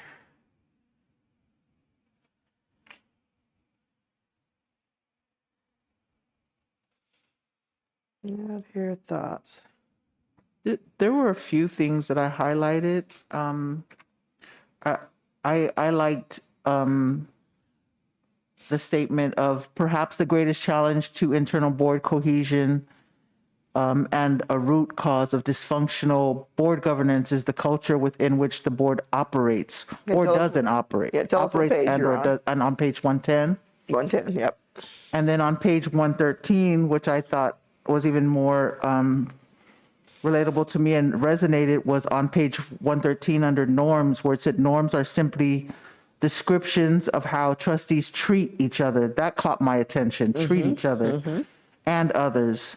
Norms are very important as guides for what is acceptable and unacceptable behavior and exist whether they are identified or not. And that's what we were talking about in the exercise in our teams about cultivating collaborative culture. Absolutely.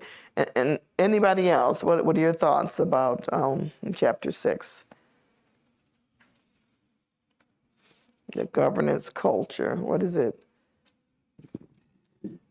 Well, in the beginning of the chapter, it talked about a cohesive, high-functioning board that you can tell right away when you walk into a room. And excuse me, I know that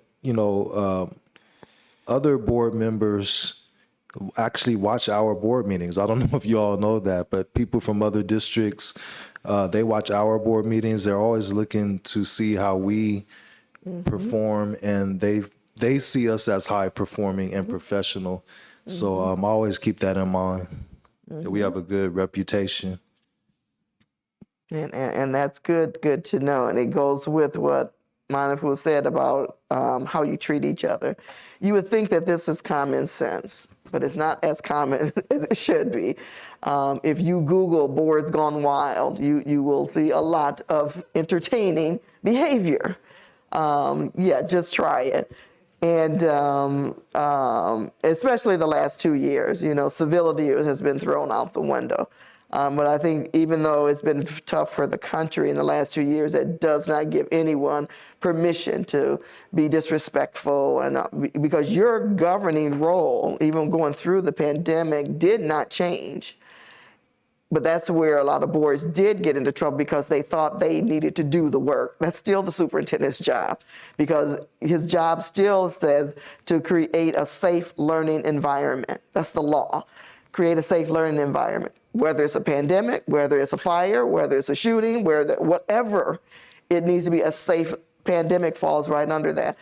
So boards should have still rely on your education expert. Like, what's the plan? So that should have been a time that you should be glad that you weren't sitting in that seat. Because all you have to say, what's the plan? And we'll talk through it, but we're still relying on you and your staff because you're the education experts. What's the best way? Now that we have to do it remotely, what's the best way? Because at the end of the day, we still have to educate kids. We don't get to not do that, all right? Yeah. Any other thoughts about governing principles or your norms? I was going to make a comment about the section about protocols, about sort of understanding that protocols can be developed as needed as well as ongoing, but that they also sort of set the governance culture of our team, making sure that we know how either meetings are run or sort of how we should act as a board itself. But there was a statement here that said that the key is successful protocols that the board do more than just adopt them. Effective boards follow them. So we can adopt as many policies as we want, but if we don't actually follow through on what they say, Right. were not that effective at all. Right. And again, your policy, you don't have to make a policy for everything, protocols, again, you may say, okay, it's the operating rules, the structure of the work, or really norms, is a catch-all.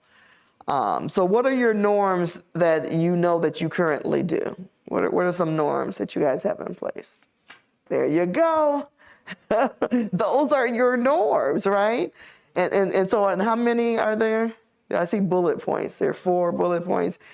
Yeah, usually boards can have up to about 8 or 9, just depending on what the team thinks. But it's good that you guys have those, because I always say, don't build, create all your norms, and then they don't end up sitting at the dais with you. You want them to be there, just like we talk about that equity policy is your favorite toy and all that. You want your norms just so that you can remember, because when you're challenged with some discussions, you just have to remind yourself, I need to listen, and not listen so I can't wait till she takes a breath so I could jump in. No, I'm listening for understanding, and I have to wait, and I need to check with the president to say, okay, do I have the floor? You still practice parliamentary procedure, all Robert's Rule of Order. You still do that even if you are having a spirited discussion. But we forget about that. But your norms help keep you grounded and rooted, because it is about how you treat each other. And I was gonna say, when we had a board retreat this year, and we were talking about those meeting norms actually, and one of the things that came out of it was that it's guidelines for how we as a board run our meetings, but we also once set expectations for how the public would actually engage with us during our meetings, because I think there were times where maybe some people made public comments that were maybe too, how do you call it, not too, I would say, like, sort of upsetting sort of the flow of the meeting and such. So we wanted to make sure that they understood that this was how our board was actually going to run our meetings, and we'd ask and encourage members of the public who are attending meetings to also sort of follow the same approach, so that we can at least carry out the board's work, and also sort of set the goals of what the board was trying to accomplish. And that's good, because again, it's your meeting. You set the protocol on how it's going to. Anyone who engages with you, there's protocol, and in a respectful way, because this is, again, what you're going to do. Not letting anyone come and hijack your meetings. Board presidents make sure that the meeting is run efficiently, effectively. You don't need 6-hour board meetings. If you have that much to talk about, your agenda's too long. And really, as adults, after 2 or 3 hours, you are just like, what did you say? What am I voting on? Or you get a little, as we used to call it, hangry. You're hungry and you're angry. So it's just too long. Too long. Yeah. Any other thoughts? So I was actually noticing that our norm, which is our meeting guidelines, is also our principles, because we actually, the bullet points are the principles, because we want to make sure that, and it says here, accordingly, school boards should adopt a given set of principles that they prominently display and periodically review. And we prominently display this, and we periodically review this. I would say every year we review this. And so I would say that there is an overlap, and that's important, because to your point of the Wild Wild West, if there was no structure in place, then we are left to our own devices of how to govern, and that's not where we want to be. So there was something they said in the conclusion here where I think it said something along the lines of, we must have rules of the road. Like, there needs to be rules in place because it helps guide us to make the best decisions and help us continue to focus on the students. So, and it's just like the law of the land. I don't care if you don't like the stop sign that's out there. You might not like red. We have to get over it. That's a stop sign. You could try to slide through it, but one day you're going to get caught easing through those rolling stops, as they call it. It's a stop sign. You're supposed to come, but it helps you stay structured, stay focused. You need to be focused on if there's cars coming or whatever. Same thing for having norms. You just do it, and it's not about we're all adults. What are you going to do if I violate them? Well, actually, I can't do anything. How about that? So, but it's not intended to really be in a punitive way. It's just an agreement that this is how we're going to operate. and you just leave it at that. But if you use them to say, well, you're just putting norms together so that you can silence me. Because if you look at some boards' norms, it is based upon a lot of things that are happening in a negative way. And that's the wrong time to put norms together when you are so dysfunctional. You need to really start talking about what your governance role is. And then you could get to the point of being very effective and having norms. But if you spend a lot of time doing norms on bad behavior, then it does feel like it's punitive, and you can't force me to do anything. If I want to come to the board meetings late and never read my packet, what are you going to do about it? That's a deeper problem, we know. And maybe the community will handle it in 4 years. How about that? Because that's when they can evaluate you. And so, yeah, any other thoughts about your board norms? Because you guys are, and I'm like you, I believe you guys are a very highly functioning board, which is kudos to you. You're serious about the work. You're understanding governance. It gets better and better each time when you can make those connections to what you do. And when I would kind of push you a little bit and say, well, what does that look like? Because we can read about it. What does it look like as a governing team? Because there may be some things that the superintendent puts forth that you're not 100% there. But where's the trust? Are you going to trust that your education expert knows what he's talking about? This is where you have to believe, okay, I don't see it, I don't know. But if you've done your due diligence to make sure that all the areas are covered, I'm going to have to trust that this is the right decision and not make it based upon my personal decision. But this is where the old trust is going to rear its head to see do you really trust your leader, right? And I always say to board members, that's your only employee. If you can't get that seat right, and how many employees do you have, superintendent? Do you have to keep up with? Yeah, you have to think about the board. You say, oh, we have one. So if you can't get the one right, then and if it becomes a revolving seat, I have to say the Board of Education, and you're the problem, right? So what do you need to do differently? Because if someone sitting in that seat is credentialized, they know how to be a superintendent.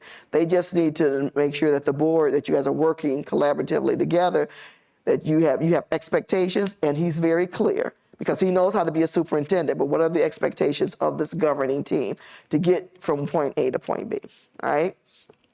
Okay, so we're going to just jump quickly to page 57, go to the big book here, because like I said, I believe you guys really don't understand with your governance. So I really just want you to, those 3 questions, if you've already answered them, if you could just share one of them. The answer, this is about really focusing on the agreements, understanding the core governance principles that guide the work.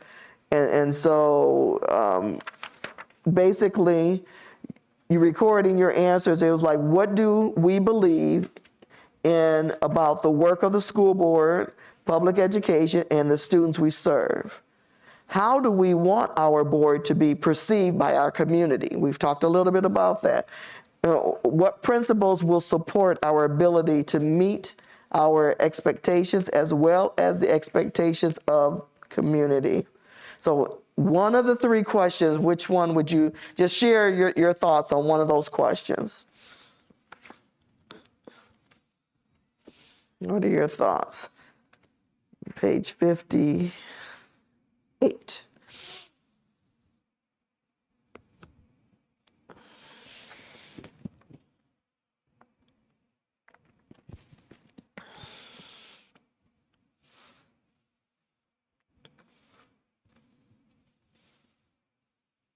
Go ahead. Sure. I will pick number 2 about how do we want our boards perceived by the community. I think I was when I was going through the reading, I think there's a couple ones that are specific. I know we've been talking earlier about working collaboratively, so that was one of them. Just making sure that our board was actually working together in terms of a clear vision goal. I think taking long-term view on strategy over performance. So figuring out how best to actually set a clear path to actually get to where we want to achieve. Assess our own effectiveness. So figure out as a board, how can we actually make sure we actually are doing a good job rather than just thinking that we actually do a good job. And then lastly, results oriented, making sure that we actually have clear KPIs that we're actually measuring ourselves against, and that the community knows that we're actually measuring ourselves actually against those goals we set out. Yep, absolutely. And when you made the statement, Clayton, about how do we know that we're doing a good job? That's called board self-evaluation, right? You need to kind of check the pulse. And sometimes, boards will do a community survey. Maybe you do need to get a different, you think you're doing great, but what does the community feel? But if you never ask them, you don't want to hear other than just giving them 3 minutes and then they just come at you and it seems to be just negative. But there could be the ones who come all the time is not necessarily a reflection on everyone in the community. Not that what they're saying isn't important, but what about those you don't hear from? So again, it's always just checking the pulse. How are we doing? Are we doing? And I think that when we work with you, our next meeting, we will, how we always talk about the 8 characteristics of an effective board. That started out just talking about governance, and then we've kind of enhanced it and connecting it with equity. But 8 characteristics of an effective board is research-based to show that boards who have these characteristics equate to a highly functioning board. And so if you Google boards gone wild, they will never have those 8 characteristics, right? There's something missing. There's no trust. There's no collaboration. They're not data savvy. They don't do any type of training. And that's what the research shows. Yeah. Anyone else? Which one would you just share your answer to question 1, 2, or 3? I'll pick principles. So when I was doing this, obviously I didn't have my meeting guidelines in front of me. So what I wrote was that we would govern as a full board with a common goal to stay focused on the students and be communicative and transparent. But it goes back to what we were talking about earlier, which is our principles are, that we will keep our focus on the best interests of our students. We will listen actively and communicate openly and respectfully. We will keep our remarks concise, and we will work towards the future, learning from the past. And so I think we don't even have a first draft. We have a consensus, at least at the time that we created these principles, that this is what we all agree to continue to do as members of this board. And I think the date on that was February, right? Yeah, we recently updated it. Updated. Okay, Yeah. great. Yeah. Readopt every year. Awesome. And that's another checkpoint on how well are we doing. If you have to go back to revisit that, like, oh, we're missing the mark on this. So that's a gauge for you as well. Absolutely. Anyone else? Share your, we're looking at you, Shakir. What do you say? What say you, Shakir? I'll just go back to just we believe Okay. free public education is important and that, excuse me, we are nothing without our students. We wouldn't exist without them as as a school district. So it's all about the kids, as Marie or Fo would say. It is. And again, the way you kind of step back to say, how do we know that decision, that real tough decision that we had to make, is it really about the kids or is it more about the adults? Not that we don't value the adults, we need the adults. Hard stop. With the work you do is to make sure how it is it impacting kids' student outcome.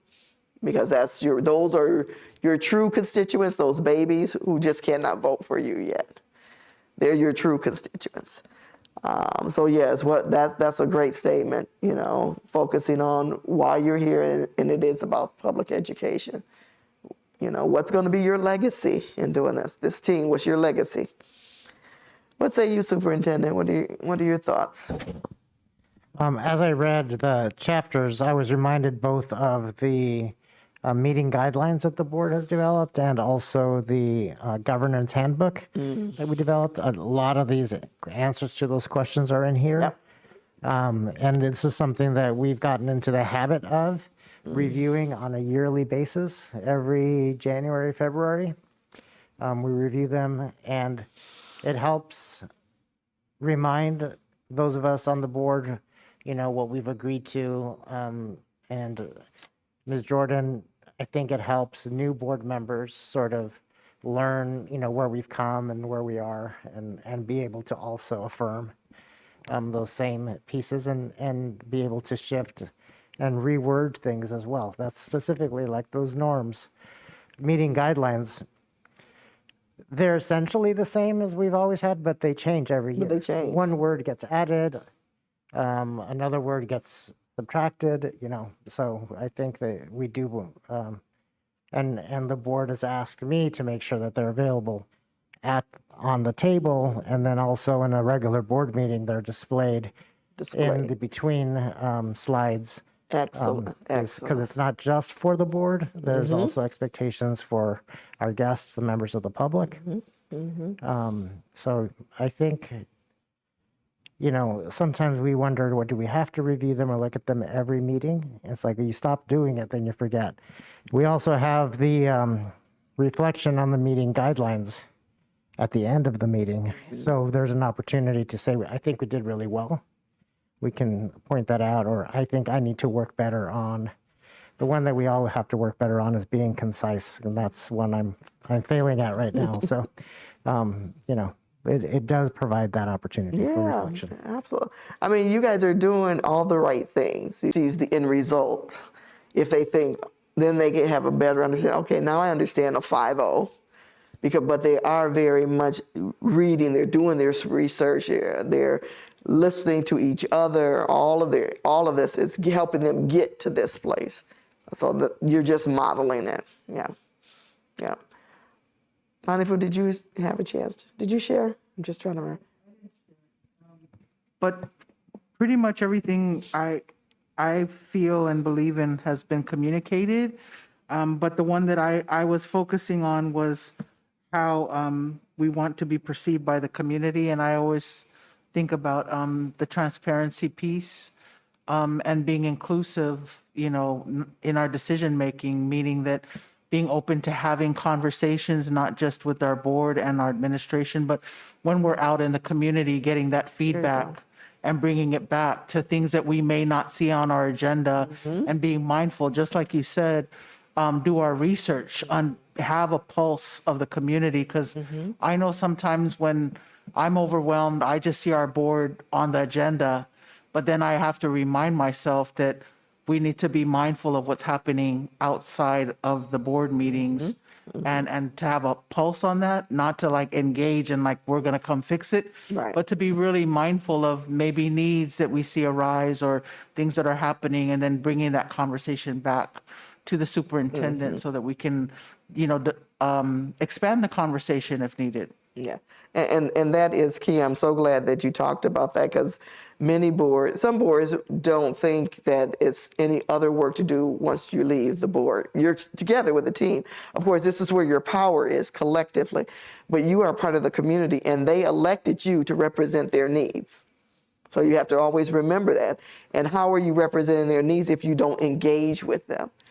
And it's not always about, are you happy with the superintendent? Are you happy with this? It's just about just casual conversation, because if there are any concerns, they will let you know.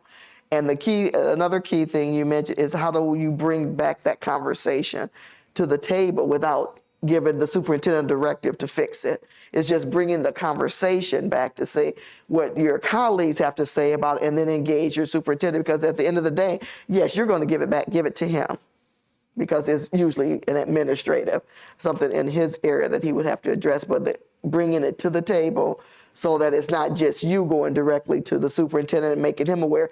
All of your colleagues should be aware. You share information with each other. And that's one of the things that I have always thoroughly enjoyed about our superintendent. And I know that the years that I've been here, when I'm having a conversation with him and even another board member about a topic, he always wants to ensure that transparency piece. He always encourages a board member to bring it up during, a public discussion, so that it's not just a one-to-one, that everybody gets to be a part of it. And I've always appreciated that. Absolutely. And so we're going to transition over to looking at your equity policy statement one more time. Now, do your team, do everyone have a copy of it, or you have access to it? Yeah. And again, you guys are very close to this being in a good place. So it's just being able to share more information. It's going to end up, I believe, you superintendent, you said going to the policy committee. Well, I was What's your just process? thinking that from here, that the board policy subcommittee would take it on and refine it, and then bring it back to the full board for review and passage in a first reading, and then Go make through any all that. modifications, and then second reading and finalize it. Right. So if you had a chance to kind of look at it, you guys made some changes last time we were with you in April, and you have the updated one. But I believe, Andrea, you had something that you just wanted to share. Yeah, I'm the squeaky wheel here. So I was looking at what we had created, and I remember the last meeting that we had, we talked about that we had feedback, I believe, from some constituents in the community, and they had mentioned that it was wordy, or like the words didn't make sense, or does it make sense for, if our students were to read this, would they understand what we were talking about? And so I had read a statement online that said, remove unnecessary words that you don't need in sentences, with the cross out of that you don't need in sentences, remove unnecessary words in sentences. So when I Say that again. remove unnecessary words that you don't need in sentences, with the cross out of that you don't need in sentences. And so when I read that, I read it out loud, and I was like, wow, like I feel like when I was looking at what we created for the equity statement, I'm like, there's a lot of redundancies. It's really large words that if a student, even an 8th grader, were to look at this, they would still be like, okay, well, what kind of equity are we doing in our district? So I need to pull up the statement, because I was having some thoughts on what I want to suggest. And I wanted to see how the board felt, if I remember my password to get into my computer. 1 second. Okay, here we go. So currently the first sentence, our draft statement says, our second draft statement from June 2nd says, in the Jefferson Elementary School District, we are committed to equity through ensuring that each student has available pathways to success through access to appropriate and quality resources based on their needs in order to reach their full potential. And so in my head, I'm like, well, can we simplify this? And so I rewrote, and what mine says is, in the Jefferson Elementary School District, we are committed to equity through ensuring that each student has access to opportunities, resources, and support based on their needs to reach their full potential. And I thought, with opportunities, resources, and support, it's not as, I guess, word friendly as available pathways to success and quality resources, but it's in layman's terms, and I feel like anyone will understand what I just said versus what we currently have listed. Thoughts? It's a good thing you are on the board policy committee. She's on the committee. Yeah.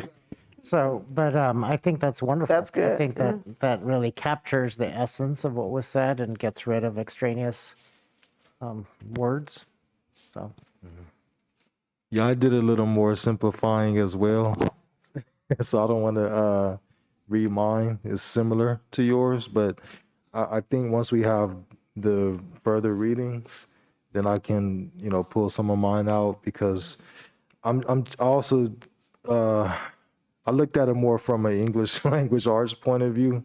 And so I changed the order of some of the sentences and some other things too. So, yeah, so I think, but hearing from Superintendent Vidales, we're going to have another time to get more specific about this later. Yeah, I mean, I think if if the board goes with my suggestion that the subcommittee sort of does the nitty-gritty work of the wordsmithing, if you get that document to me, I can bring it to the subcommittee, so we can incorporate any other thoughts. I think we all agree we want to make it shorter and easier to understand. So who else is on the, you're on the sub, who else is on the committee? Wendy? Mr. Koo? Okay, all right. Oh, and he's, okay. I was like, everybody knows how much I love. Oh, I forgot. I should have just, I happened to turn this way, but I was just waiting. Okay. Any thoughts? What are your thoughts, Monica? I appreciate I appreciate we've sat, I remember we would sit going through this and we'd be stuck for hours and then end up with something longer. And so I appreciate the wordsmithing and being able to, I love what you said, to look at what's unnecessary, and the simplification of the words we want to convey so that everyone can bite into it and own it. Because if we're talking about equity and people can't read it, understand it, and own it, then we need to do better. We're not going to be able to really get the message across if we can't put words that are appropriate for the community that we serve, to be able to look at it, read it, and say, they're talking to me. And in line with that, I speaking think to I've me. mentioned, we need to make it easy to translate into other languages. Right. It can't just make sense in English. It needs Right. to make sense when it's translated into another language. So available pathways to success. I don't even know how to say that in Spanish, and I'm pretty fluent in Spanish, but I'd have to get Google and they'd probably talk about, open roads leading, I don't know what it would tell me. But Right. we just have to make it simple, not just for children, students to understand, but when it's translated into Spanish and Arabic and Chinese and all the many languages we have in our district, that those communities can understand it as well. Agreed. Agree with that. And think about a visual. Remember, we kind of talked about that. And we always use, of course, the fence, and then you remove the fence for liberation. It doesn't never necessarily have to look like that, but that could be something you can ask your students to do. That could be a little art contest. It doesn't cost anything. Just what does that mean to them? What does it mean when they may say on the playground, there's only one ball, and they always just let the ones who always are the more aggressive ones, they get it and we don't. Is that equitable? Should we have more balls? Just whatever it is, but making sure you get other input. But you guys are very close, but I do like the idea of letting it go to the subcommittee. What are your thoughts, Clayton? You're in agreement? I'm in agreement. I think last time I also made a comment saying that just something that's simple to understand, but I think also easy for somebody who doesn't know what is going on to read it for the first time and fully get it, which I think is pretty key. Because I was mentioning that I was showing the statement to someone and they had no idea what that our statement actually meant at all, and they sort of know what's going on education stuff, and there's I have no idea what this actually means. Can you please simplify that? And I think that if it requires us to try to simplify it again, I think that's probably just too complicated. So I think just something simple, but I think also digestible is probably what we need. So yeah, subcommittee, we'll gladly figure that out. But I think just something simple, easy to understand, someone that one of our students could actually understand, I think is pretty key, personally. Go ahead, Angela. Well, I know we're taking the subcommittee, but it was something that stood out to me that I wanted to bring up to the board. So when I was looking at the first bullet point, I'm just going to read the first two words. It says intentionally interrupting. Why do we have to put intentionally? If we're going to interrupt something, aren't we going to intentionally interrupt it anyway? Why do we have to call that out? And so I realized that we were putting in words because it sounded good, but I think in life in general, people say things in redundancy to make a point. But if it's on paper, there is no point to be redundant. And I don't think we maybe realize that in the beginning. We're like, oh, well, I know, this cool word that I can put in here and it all sounds good together. But getting the voice from the students, getting the voices from our community to see how they're perceiving it, and then realizing, taking a step back and realizing, oh, wow, what I thought and perceived as something great and grand maybe was not. So. And just remember the statement, some of these words came from the sample Yep. policy or a statement that we gave you, where it's always a good place to start. But you're right, intentionally interrupt. And that's when people say this one word I'm going to use, which is not a word, but I know people use it to irregardless. That's not even a word. But that's really trying to stress, just say regardless, that's okay. So yeah, sometimes we just make, we'll say words to really try to stress a point. So intentionally interrupting, yes, we need to interrupt. But what's the reason to say intentional? Is it because sometimes it gets interrupted, but we didn't try? So what are we trying to say here? But again, just remember, when you do get to a good place with your policy and you having to explain, you said you shared it with someone. Again, this is you educating, and this is the policy that's going to be the lens for all of your policy. So connecting this back to the work of the board, that we are policy driven, we are making our decisions through that, and we're going to use this one to make sure that we are not leaving any children behind. We are addressing all of their needs.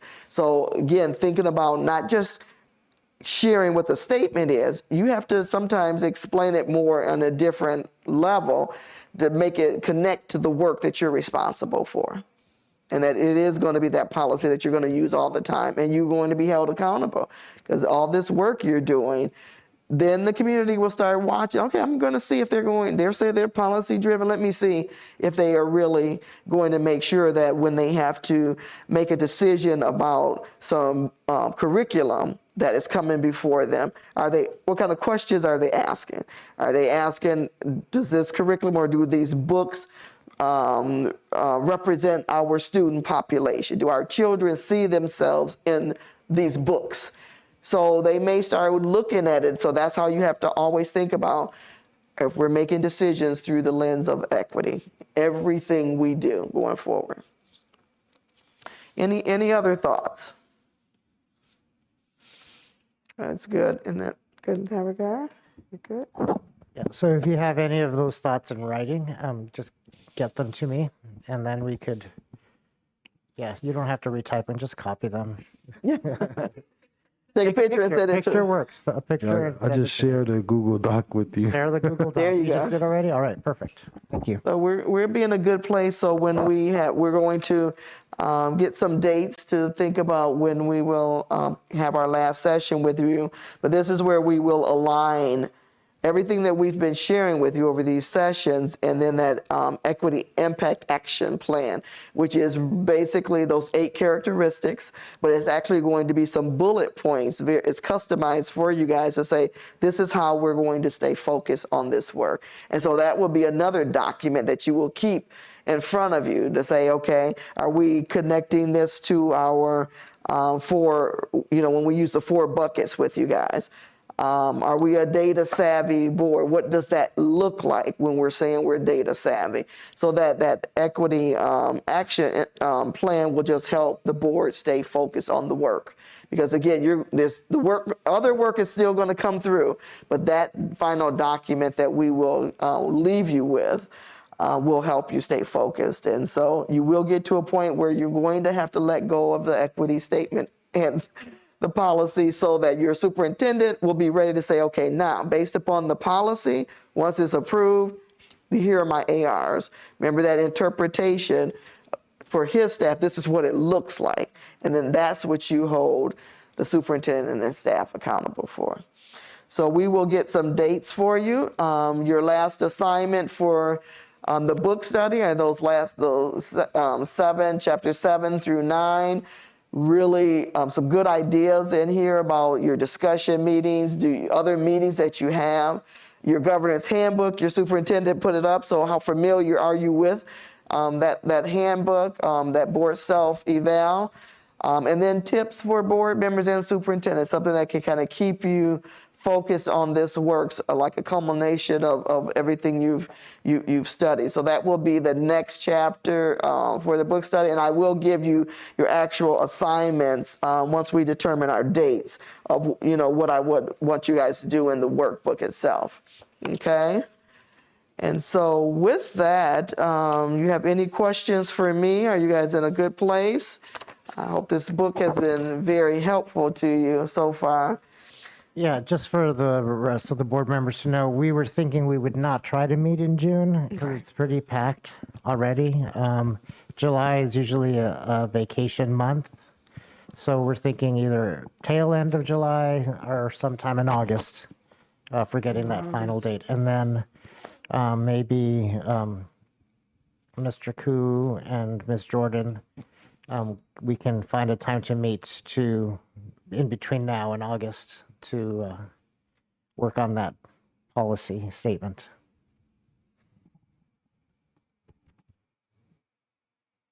Okay. Thank you so much again for guiding the conversation tonight. I'm sure we all really appreciate just the discussions on sort of just working together as a board. So thank you again.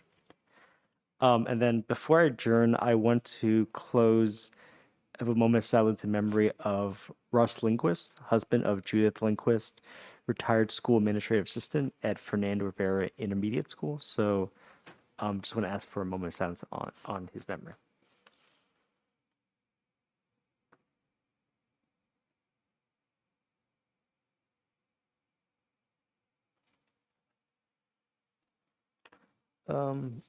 Meeting adjourned at 9 o'clock.